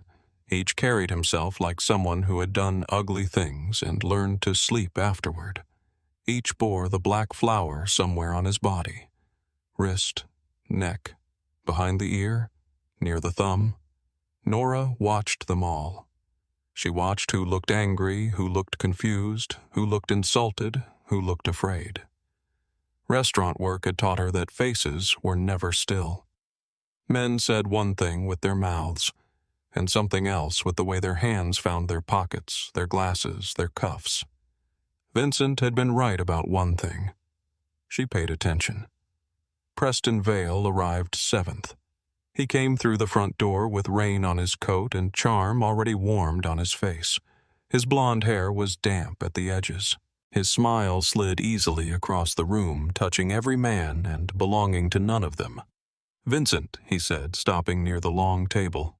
"You close the restaurant and call us in like sinners to church. Should I be worried?" Vincent looked at him. "You tell me." Preston's smile held. Almost. There was a pause before it settled again. A small pause. Barely anything. Nora saw it. Preston took off his coat and laid it over the back of a chair himself. No one moved to help him. He sat 2 seats from Vincent's right hand, close enough to suggest trust, not close enough to be trapped by it. His black magnolia sat high on the inside of his forearm, half hidden beneath his cuff. Nora remembered that cuff near table 9. Remembered his voice. Caleb's route still the same tonight. Graham Price arrived last. He came through the front entrance with his collar turned up and rain shining on his shoulders. He was younger than most of the men at the table, lean and sharp, with a pale scar pulling slightly at the corner of his mouth. His eyes moved quickly around the room. Vincent, Marcus, Eli, the men at the table, then Nora. His gaze landed on her a fraction too long. Vincent saw it. "Sit down, Graham." Graham's eyes returned to Vincent. Traffic was bad. The city is not that large. Graham gave a thin smile. Still manages to be inconvenient. He sat at the far end of the table across from Preston. The black magnolia on his right wrist flashed as he adjusted his cuff. Nora felt the back of her neck tighten. That was where the mark had been on the man in the footage, on the inside of the right wrist. Vincent let the silence stretch after Graham sat. He let every man imagine the reason he had been summoned. He let the quiet settle into their bones until even the rain outside seemed to soften itself. Then he looked at Eli. The lights dimmed. The wall screen came alive. The first image showed Caleb outside Vincent's mansion, small beneath the covered entrance backpack over one shoulder, rain falling in pale lines around him. The black sedan waited near the curb with its lights off. Several men shifted at the table. Graham did not. Preston leaned back slowly. Vincent stood with one hand resting on the chair before him. "My son was taken from my front door 2 nights ago." His voice did not rise. That made everyone listen harder. On the screen, the sedan opened. 3 masked men moved. Caleb fought. One man struck him in the side hard enough to fold him. Nora looked down at her coffee, but she could still hear the silence in the room change. Vincent continued. He was beaten. Not killed, not robbed, not hidden. Beaten, transported, and left behind this restaurant where someone would find him after closing. The footage changed. The alley appeared. The sedan rolled in with its lights off. The men carried Caleb through the rain. One lowered him beside the wall. Another checked the mouth of the alley. The third crouched near him. Nora watched the table instead of the screen. The older man with the thumb tattoo looked furious. His nostrils flared. His hand curled once, then opened as if he had to remind himself not to reach for anything. Another man murmured something under his breath. A third looked genuinely sick. Graham watched with dead eyes. Not calm. Dead. There was a difference. Preston looked angry, but his anger had rhythm. It arrived half a beat after the others carefully placed, neatly worn. Vincent lifted the remote. The screen froze on the attacker crouched beside Caleb. The sleeve had slipped back. The black magnolia showed clear against his wrist. No one breathed loudly. This mark, Vincent said, is not decoration. He walked slowly along the table. It is not fashion. It is not something a drunk fool gets because he thinks it makes him dangerous. It is earned. given, witnessed. He stopped near Graham but did not look at him. There are 12 living men who wear it. Vincent turned back to the screen. One of them put his hands on my son. The room went still enough for Nora to hear the ice machine humming behind the bar. The older man with the thumb tattoo spoke first. Vincent, none of us would touch the boy. Vincent looked at him. I know some of you would die before touching him. The man nodded once, relieved and offended at the same time. Vincent's eyes moved across the table. I also know one of you did. Preston exhaled slowly. The mark could have been copied. Marcus's eyes cut toward him. Vincent said, It could have. Preston leaned forward. Then we should be discussing Silas Drake. Nora saw it, the push, soft enough to sound reasonable, fast enough to reveal hunger. Vincent asked, why Drake Preston spread one hand. Caleb heard the name. Drake wants the river roots. He has hated the peace for years. Our peace has made him rich, Vincent said. Peace makes old men rich, Preston replied. Ambitious men get restless. A few men glanced at each other. Preston knew how to speak in rooms like this. He did not shout, he did not accuse, he fed fear and let it grow its own teeth. Vincent walked back to the head of the table. I met with Silas Drake. That changed the room. Graham's gaze flickered toward Preston. Nora caught it. Preston did not look at Graham. He smiled faintly instead. You met with him? I did. And you believed him? Vincent's eyes settled on him. I did not say that. Preston's smile held, but the skin near his eyes tightened. Forgive me. I assumed. Vincent's voice softened. You assume often. No one moved. Preston lowered his gaze respectfully. Only when your family is attacked. Nora's fingers tightened around the coffee cup. He was good. So good that if she had not heard him ask about Caleb's road, if she had not watched him relax every time Drake's name entered the conversation, she might have believed him. Vincent placed the remote on the table. Phones.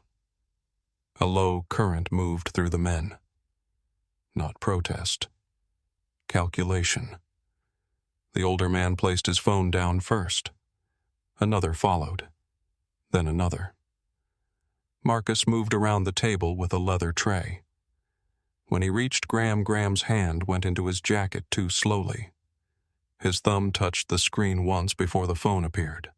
Nora leaned back in the booth, eyes lowered but watched beneath her lashes. Graham placed the phone face down. Marcus picked it up. Vincent said, Unlock it. Graham looked up. You know my code. I do. I asked you to unlock it. A beat passed. Graham smiled without warmth and tapped the screen. Marcus took it from him and walked it to Eli. The room listened to the small sound of keys. Vincent kept his eyes on the men. While Eli works, each of you will account for every minute between 10:45 and midnight. The older man spoke first. His answer was clean. Verified by 2 men and a camera at one of Vincent's warehouses. The second man had been at a private card room. The third at home with his wife, who, according to Marcus, had already cursed out one of Vincent's guards for waking her to confirm it. A ripple of nervous laughter moved across the table. Vincent did not smile. One by one the men gave their accounts. Graham said he had been at Warehouse 8. Eli typed, No entry record. Graham shrugged. System glitch. Eli looked over his glasses. My systems do not glitch. Preston leaned forward before Vincent spoke. If we chase every access error tonight, we give Drake exactly what he wants. Confusion. Suspicion. Men looking across the table instead of across the river. Nora heard the careful music of it. Again, Drake. Again, the redirection. Vincent said nothing. Eli's fingers moved faster. Marcus stood behind Graham now. Graham's mouth twitched once. Nora saw sweat gather at his temple, though the room was cool. Then Eli stopped typing. He looked at Vincent. I found deleted messages. The silence hardened. Vincent did not look away from Graham. Read them. Eli's voice was flat. One outgoing to a burner. Time stamped 11:26. Message reads, package placed. Nora's stomach twisted. Eli continued. Reply from burner. Leave him breathing. No one spoke. Rain pressed against the windows. Vincent's eyes did not blink. Graham's hands closed on the arms of his chair. Preston said softly, That could be Drake using him. Nora looked at Preston. He had said it too quickly. Graham looked at Vincent, then at Marcus, then at the table. I did not know it was Caleb. Preston's head turned toward him. Too fast. Vincent's voice was quiet. Say that again. Graham swallowed. I did not know it was the boy until we were there. The room changed shape. The men at the table drew away from him without moving their chairs. Vincent did not. He stepped closer. Who gave the order? Graham's eyes moved toward Preston for less than a second, less than a breath. But everyone had learned by then to see small things. Preston smiled like a man watching a drunk stranger embarrass himself. Graham is scared. Scared men look for someone to blame. Marcus moved behind Graham. Vincent did not look at Preston yet. Who gave the order? Graham's voice shook. He said no one would die. Graham stared at the table. He said the boy was not supposed to be hit that hard, said it only had to look brutal. Vincent's hand flexed once. Nora felt the air leave the room. Preston stood slowly. Vincent, this is dangerous. He was caught. He will say anything. Nora heard herself speak before she decided to. No. Every face turned toward the booth. Preston looked at her with polite contempt. Miss Ellis, this is not a dining room misunderstanding. Nora stood. Her legs felt unsteady, but her voice did not. No, in a dining room men usually lie better. A few eyes shifted. Vincent did not stop her. Nora came a step closer, keeping the table between herself and Preston. The message says leave him breathing. That was not someone trying to kill Caleb. That was someone trying to control how hurt he was. Preston's smile thinned. You are making a large assumption. I am making the same assumption the men who left him made. They knew someone would find him. They left him on his side. They chose the alley after closing close enough to the service door, but not directly in front of it. They wanted time to pass. Not too much. She looked at Vincent. They wanted fear, not a body. Graham closed his eyes, Preston said. Or Drake wanted Vincent angry enough to start war. Nora turned back to him. But you wanted that too. The room went silent. Preston's expression did not change, but the warmth left his eyes. Nora continued. You asked about Caleb's route before it happened. You said Marcus wanted confirmation. Marcus did not. Preston looked to Vincent. You are taking the word of a waitress over mine? Vincent finally turned to him. Yes. One word. Calm. Complete. Preston's jaw tightened. Graham made a small sound, almost a laugh, almost a sob. He told me to use the mark, Graham said. Preston's eyes flashed. Shut your mouth. Marcus caught Graham by the shoulder before he could flinch away. Vincent stepped toward Preston. Who told him? Graham's voice broke. Preston. The name hit the table and stayed there.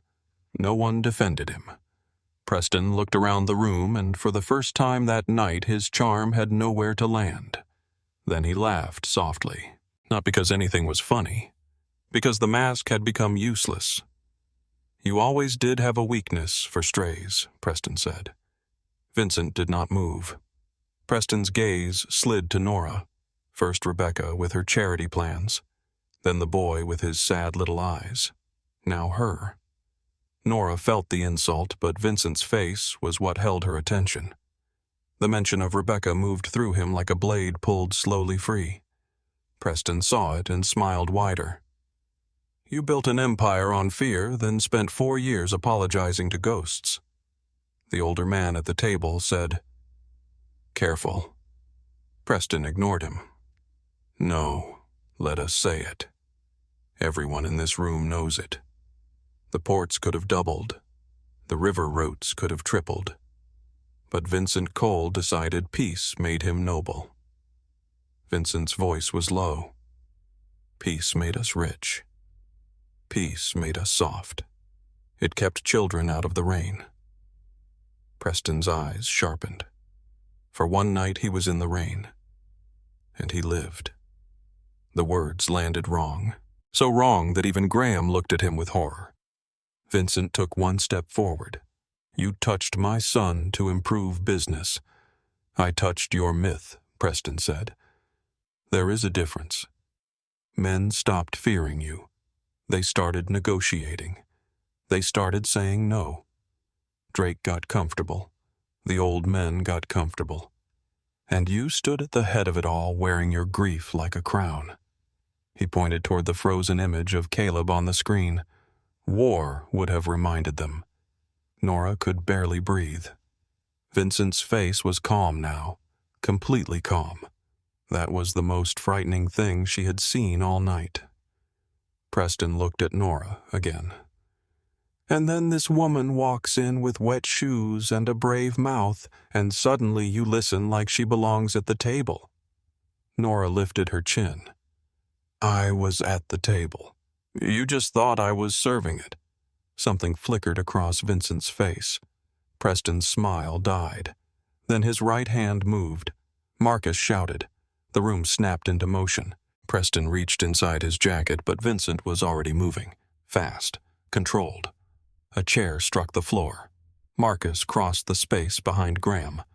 One of the men at the table rose with a gun half drawn, then froze when Vincent caught Preston's wrist and drove it down against the table. A pistol skidded across the wood and spun to the floor. Nora stepped back hard into the booth. The older man with the thumb tattoo kicked the gun away. Marcus pinned Graham before he could run. Vincent held Preston's wrist flat against the table. Preston's face twisted with pain, but he did not cry out. Vincent leaned close. You wanted war. Preston breathed hard through his nose. You forgot how to win one. No, Vincent said. I remembered what they cost. For a moment, nobody moved. Then Vincent released him. Not because he was merciful, because mercy and control could look almost the same when a man knew exactly what he wanted done. Take Graham downstairs, Vincent said. Marcus pulled Graham to his feet. Graham looked once at Nora. There was no threat in his face now, only fear. I did not know it was him, he said again, as if repetition might make it clean. Nora said nothing. There were some things fear could explain, but not erase. Marcus led him out. 2 men took Preston by the arms. He did not struggle. He had chosen the room poorly, chosen the moment poorly, chosen Nora poorly. At the doorway, Preston stopped and looked back. His eyes found Vincent first, then Nora. She will never belong in your world. The words hung there. Vincent looked at Nora. For once, he had no answer, because part of him feared Preston was right. Preston smiled at that silence. Then the door closed behind him. The room did not relax after he was gone. The remaining men sat very still, waiting to learn what kind of king Vincent would be, now that betrayal had been placed on the table in front of them. Vincent turned to the screen. Caleb's frozen image still filled the wall, small and bruised beside the alley wall. Look at him, Vincent said. No one looked away. This is not strength. This is not strategy. This is what men do when ambition becomes hunger, and hunger loses its shame. His voice stayed quiet. Preston Vale is no longer under my protection. Graham Price will answer for the hands he put on my son. Anyone who helped them, hid for them, paid them, drove them, opened a door for them, or looked away for them will be found. The older man with the thumb tattoo lowered his head. Vincent continued, Silas Drake is not to be touched, not by rumor, not by bullet, not by business pressure. Anyone who moves against him without my word answers to me. That changed the room again. Peace had returned, but it had teeth. Vincent looked from face to face. You wear the black magnolia because you swore loyalty. Tonight you will decide whether that loyalty belongs to order or appetite. No one spoke. One by one, the men nodded. Not warmly, not comfortably, but enough. Vincent looked at Eli. End it. The screen went black. Chairs shifted as the men stood. They left in silence, some with anger in their shoulders, some with relief, some with the stunned expression of men who had watched a house catch fire from inside the walls. Nora remained by the booth. Only when the last man left did she realize her hands were shaking. Vincent saw. He always saw. He came toward her, stopping a few feet away. You should not have had to be in this room. No, she said. I should not have. The answer seemed to cut him more than if she had offered comfort. Rain softened against the windows. From somewhere below, a door closed. Nora looked toward the hallway where Preston had disappeared. What happens to him? Vincent's face gave nothing away. He will not touch my family again. That is not an answer. It is the one I can give you. Nora wrapped her arms around herself. I do not know how to stand next to that. Vincent's eyes darkened, not with anger, but with something closer to shame. I know. She looked at him. Do you? Yes. The word was rough. Nora wanted to hate him then. It would have been easier. A clean thing. A safe thing. But she had seen him in the hospital with his hand on Caleb's shoulder. She had heard him speak Rebecca's name like grief still had fingers around his throat. She had watched him listen when she told him not to accuse.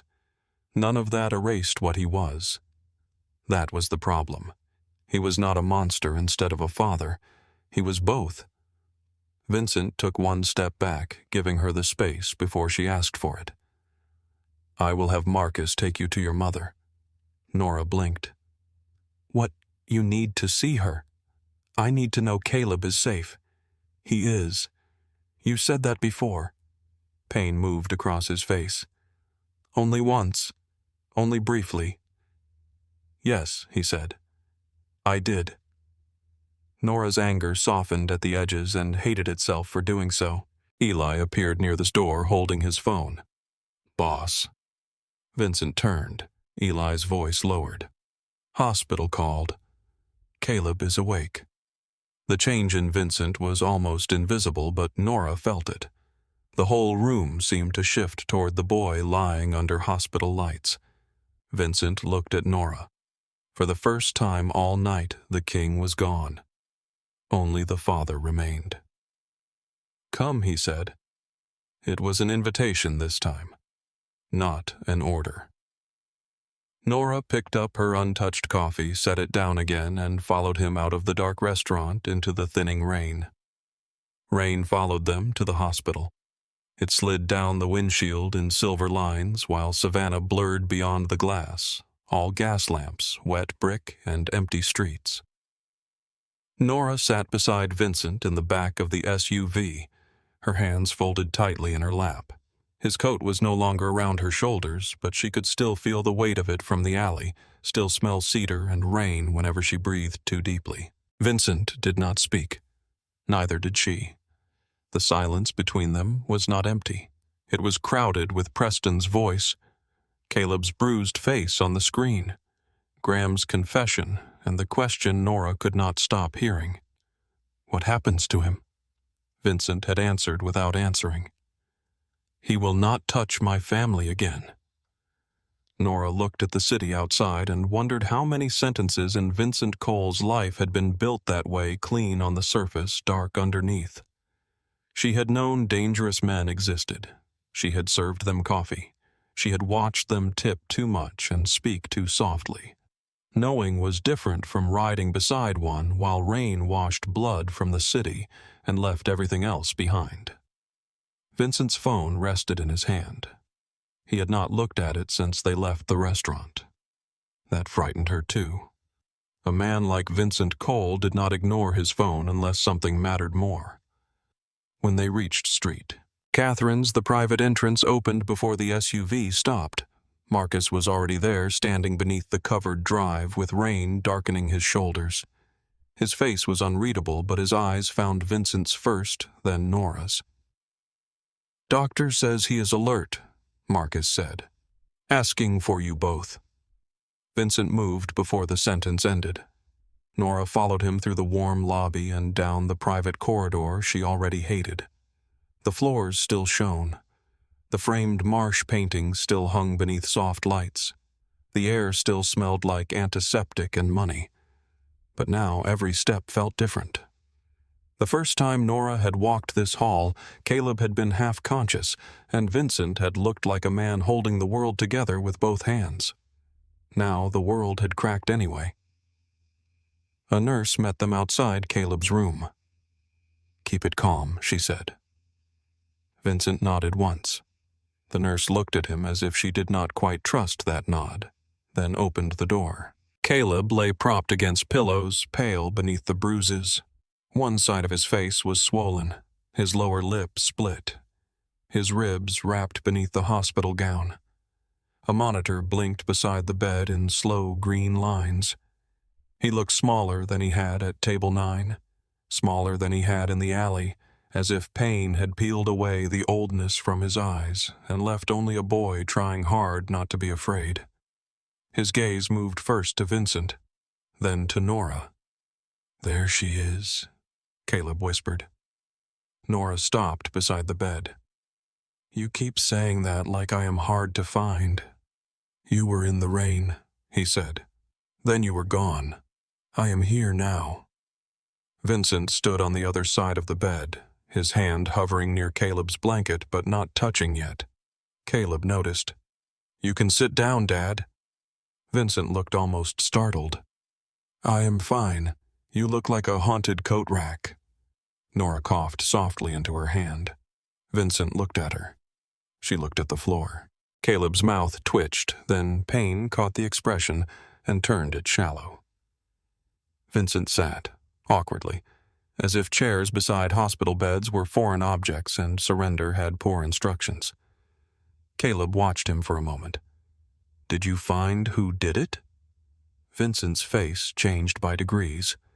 The father held the king back, but only just. "Yes. Was it Drake Numb?" Caleb closed his good eye.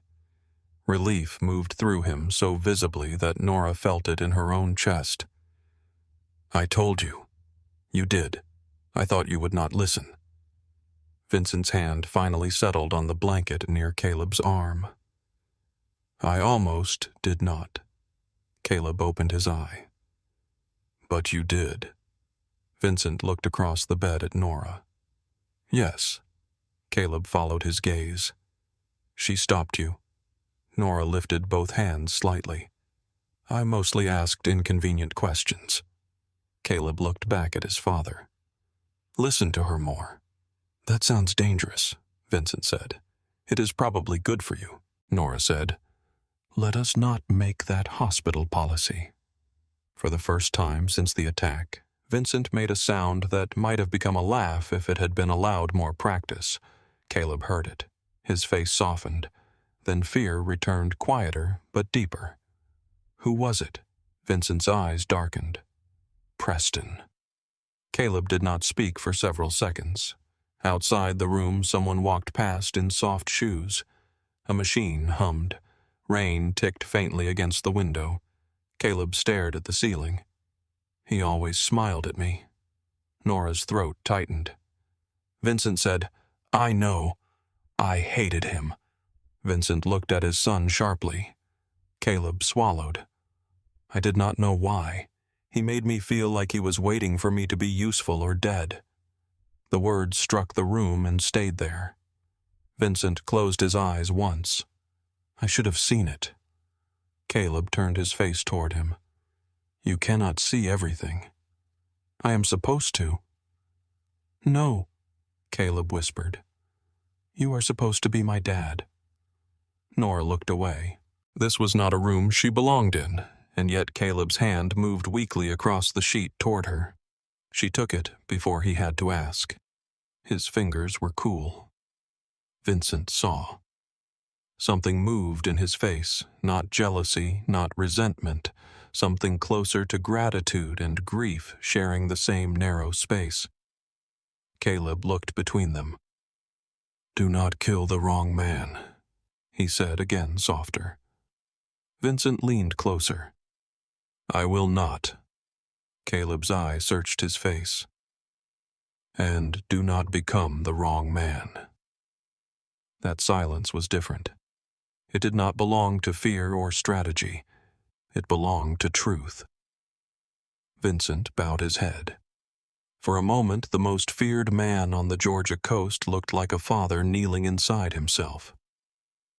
I am trying, he said. Caleb nodded once, exhausted by the effort. Good. The nurse came in a few minutes later and made them leave so Caleb could rest. He did not argue, which told Nora how much pain he was still in. In the hallway, Vincent stopped near the window. Nora stood a few feet away. Neither spoke at first. Below them, the hospital gardens shone wet beneath small path lights. Rain had slowed to mist.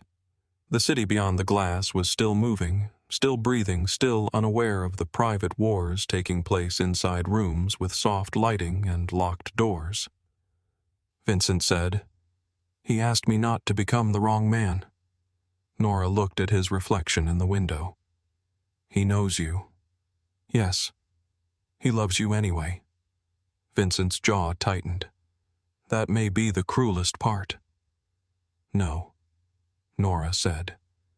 That is the part that gives you somewhere to return to. He turned to her. She felt the weight of his attention and did not step back. You make mercy sound like a map, he said. You make it sound like a foreign country. It is. Then learn the language. For a second, the corner of his mouth moved. Then his phone buzzed. He looked down. Whatever message waited there turned his face still. Nora knew better than to ask. She asked anyway. Preston Vincent slipped the phone into his pocket. Handled. The word chilled her more than the rain ever had. She crossed her arms. I cannot pretend I do not hear what that means. I am not asking you to pretend. What are you asking? Vincent looked toward Caleb's door. I do not know. The honesty was so bare it stole some of her anger. Nora studied him under the hallway light. You want me to stay close to your son? Yes. You want me to trust you? Yes. You want me not to look too hard at the things you do in the dark? His eyes returned to hers. No. That surprised her. Vincent stepped closer slow enough to leave her room to refuse him. I want you to look. I would rather you hate the truth than love a lie. Nora's pulse moved in her throat. That sounds noble. It is not. What is it then? Selfish. She waited. Vincent's voice lowered. If you stay, I want it to be because you know what I am, and choose your own reasons, not because I hid the worst of me well enough. The hallway seemed too quiet. Nora thought of Ruth's voice. Gratitude can look like love when you are tired. She was tired, bone tired, soul tired. But she was not confused. Not entirely. I do not know if I can stand next to all of it, she said. Vincent nodded once.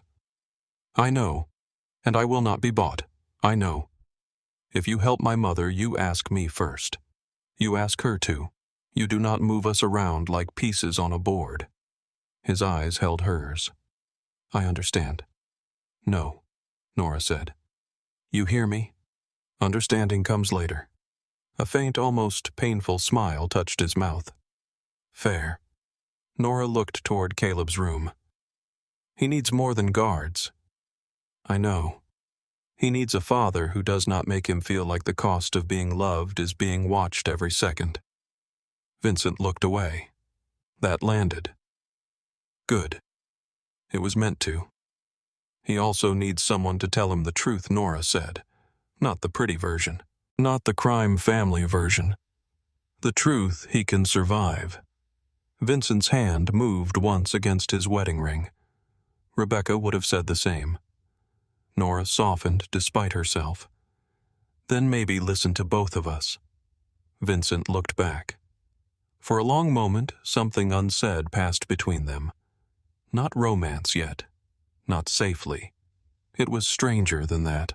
A recognition made in bad weather, hospital light and blood. A thread neither of them had tied, but both could feel. Marcus appeared at the end of the hall. He stopped before coming too close. Ruth Ellis is at St. Agnes, Vincent said before Marcus spoke. Nora's head snapped toward him. Vincent lifted one hand. I did not move her. I did not call them. I only asked Marcus where she was in case you wanted to go. Nora's anger rose, then faltered. That was asking almost. It was clumsy, but it was not nothing. Marcus said, Car is ready if you want it. Nora looked from him to Vincent. You are both very dramatic about transportation. Marcus's face did not change. Yes. Nora almost laughed, and the sound hurt. Vincent said, See your mother. What about Caleb? He will sleep. And you, I will be here. She believed him. That was becoming its own kind of danger. At St. Agnes, the difference hit Nora before she reached her mother's floor. The fluorescent lights buzzed. The waiting room smelled of sour coffee, damp coats, and old fear. A child cried near the vending machines. A man slept upright with his mouth open, one hand still holding a paper cup. Nurses moved quickly because there were too many people and never enough hands. This was the hospital Nora knew. No private entrance. No doctors waiting beneath a covered drive. No quiet rooms where money made the world lower its voice. Ruth was awake when Nora entered. Her mother turned her head on the pillow and narrowed her eyes. You look like trouble found you and brought friends. Nora crossed the room too quickly and hugged her. Ruth's arms came around her with surprising strength. For a few seconds, Nora did not speak. She could not. Ruth stroked the back of her hair.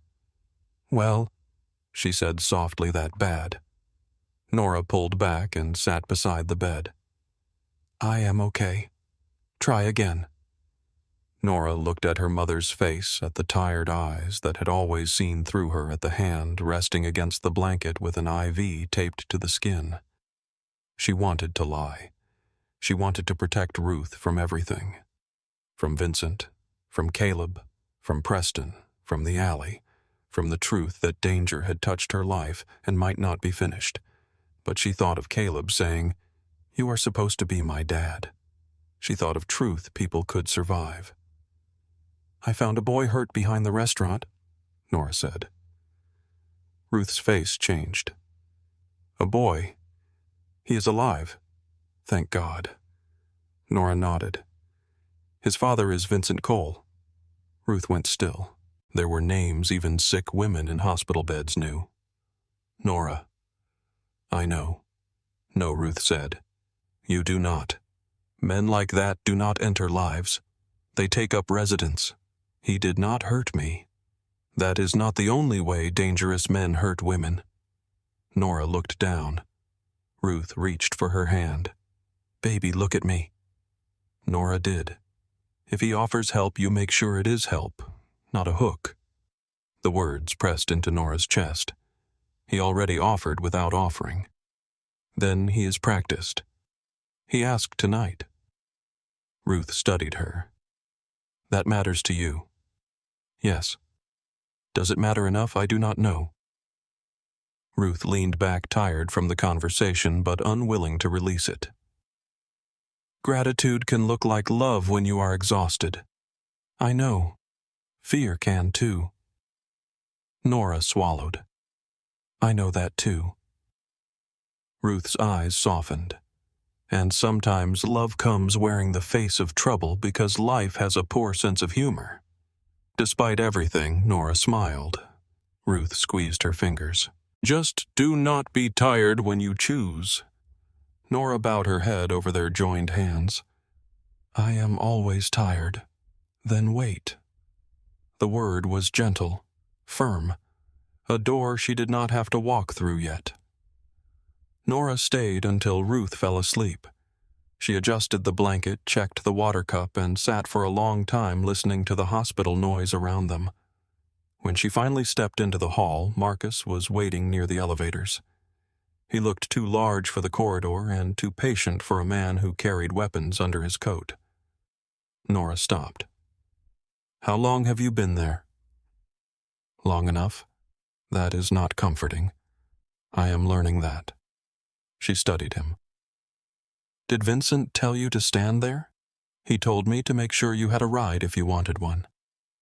Nora looked down the hall toward her mother's room. And if I do not want one, then I wait until you get on a bus. You would follow the bus. Yes, at least you are honest. Most of the time. She sighed. Take me back to Caleb. Marcus nodded and pressed the elevator button. The ride down was quiet. Outside, the rain had stopped completely. The city smelled washed clean, though Nora no longer trusted clean surfaces. At St. Catherine's, Vincent was exactly where he had said he would be. Outside Caleb's room, standing, waiting. His sleeves were still rolled. His face was drawn with exhaustion. A paper cup of coffee sat untouched on the windowsill beside him. He looked up when Nora stepped into the corridor. How is your mother? Nora stopped a few feet away. Sick, stubborn, smarter than both of us. Vincent nodded. I would like to meet her if she allows it. Nora heard the if. So did Marcus, judging by the way he looked briefly at the floor. She may throw something at you. What does she prefer to throw, Truth? Vincent's eyes softened. Then I will stand still. Nora looked at him for a long moment. Then Caleb's voice came from inside the room, thin but awake. Is Nora back? Vincent turned toward the door. Nora walked past him into Caleb's room. Caleb looked better only because clean sheets made suffering look organized. His face was still bruised, his breathing careful, but his eye brightened when he saw her. You came back. Nora sat beside the bed. I said I was here now. That is not the same thing. No, she said. It is not. Vincent stood in the doorway, not entering until Caleb looked at him. Dad. Yes. Sit down. Vincent obeyed. Nora saw Caleb notice that too. For a while, no one spoke. Rainwater ticked from the trees outside the window. Machines hummed softly. Vincent sat on one side of the bed, Nora on the other, and Caleb rested between them like a fragile bridge. Neither adult knew how to cross without breaking. Then Caleb said, I do not want more guards. Vincent's first instinct moved across his face. No. Absolutely not. Impossible. Nora watched him fight it. He breathed in once. What do you want? Caleb blinked, surprised by the question. I want to know who is around me. I want to choose some things. I want you to tell me when I am scared for a reason and when I am scared because of your enemies. Vincent looked at his son. I can do that. Caleb's mouth trembled. Do not say it if you cannot. Vincent leaned forward. I can learn. Nora looked at him then. Really looked. Not at the mob king, not at the man who could make doors open, men vanish, doctors wait, and rooms fall silent. At the father sitting beside a hospital bed trying to become less dangerous to the child he loved most. Caleb's fingers moved on the blanket. Vincent placed his hand over them. Carefully, as if permission mattered now. Caleb did not pull away. That was enough for the night. Near dawn, Nora stepped into the hallway to call Ruth again. Her mother did not answer, which meant she was sleeping or ignoring the phone to prove a point. Nora left a soft message and leaned against the wall. Vincent came out a minute later. "He is asleep." "Good. He asked if you would be here when he wakes." Nora closed her eyes. The answer should have been simple. It was not. Vincent said, "You do not have to be, I know. Do you?" She opened her eyes. "No, but I liked hearing it." The faint smile returned, exhausted and real. Nora looked toward Caleb's door. "I will stay until morning." Vincent nodded. "Thank you. Do not make it heavy. I will try." They stood together in the quiet corridor while the first pale light of morning touched the windows. Somewhere beyond the hospital, Savannah began to wake. Buses sighed at corners. Bakeries turned on ovens. The river carried ships toward the port Vincent ruled. Men loyal to him would be cleaning up the damage Preston left behind. Men afraid of him would be deciding what kind of peace they could survive. Inside the hospital room, Caleb slept. Nora sat in the chair beside him before sunrise fully reached the glass. Vincent stood at the window for a long time, watching the city with tired eyes. Then slowly, as if the movement cost him more than any order he had ever given, he sat too. For the first time since Nora had known him, Vincent Cole did nothing. He did not command. He did not threaten. He did not fix. He stayed. By the time Caleb woke again, the rain was gone. The city was gold with morning, and the three of them were still there.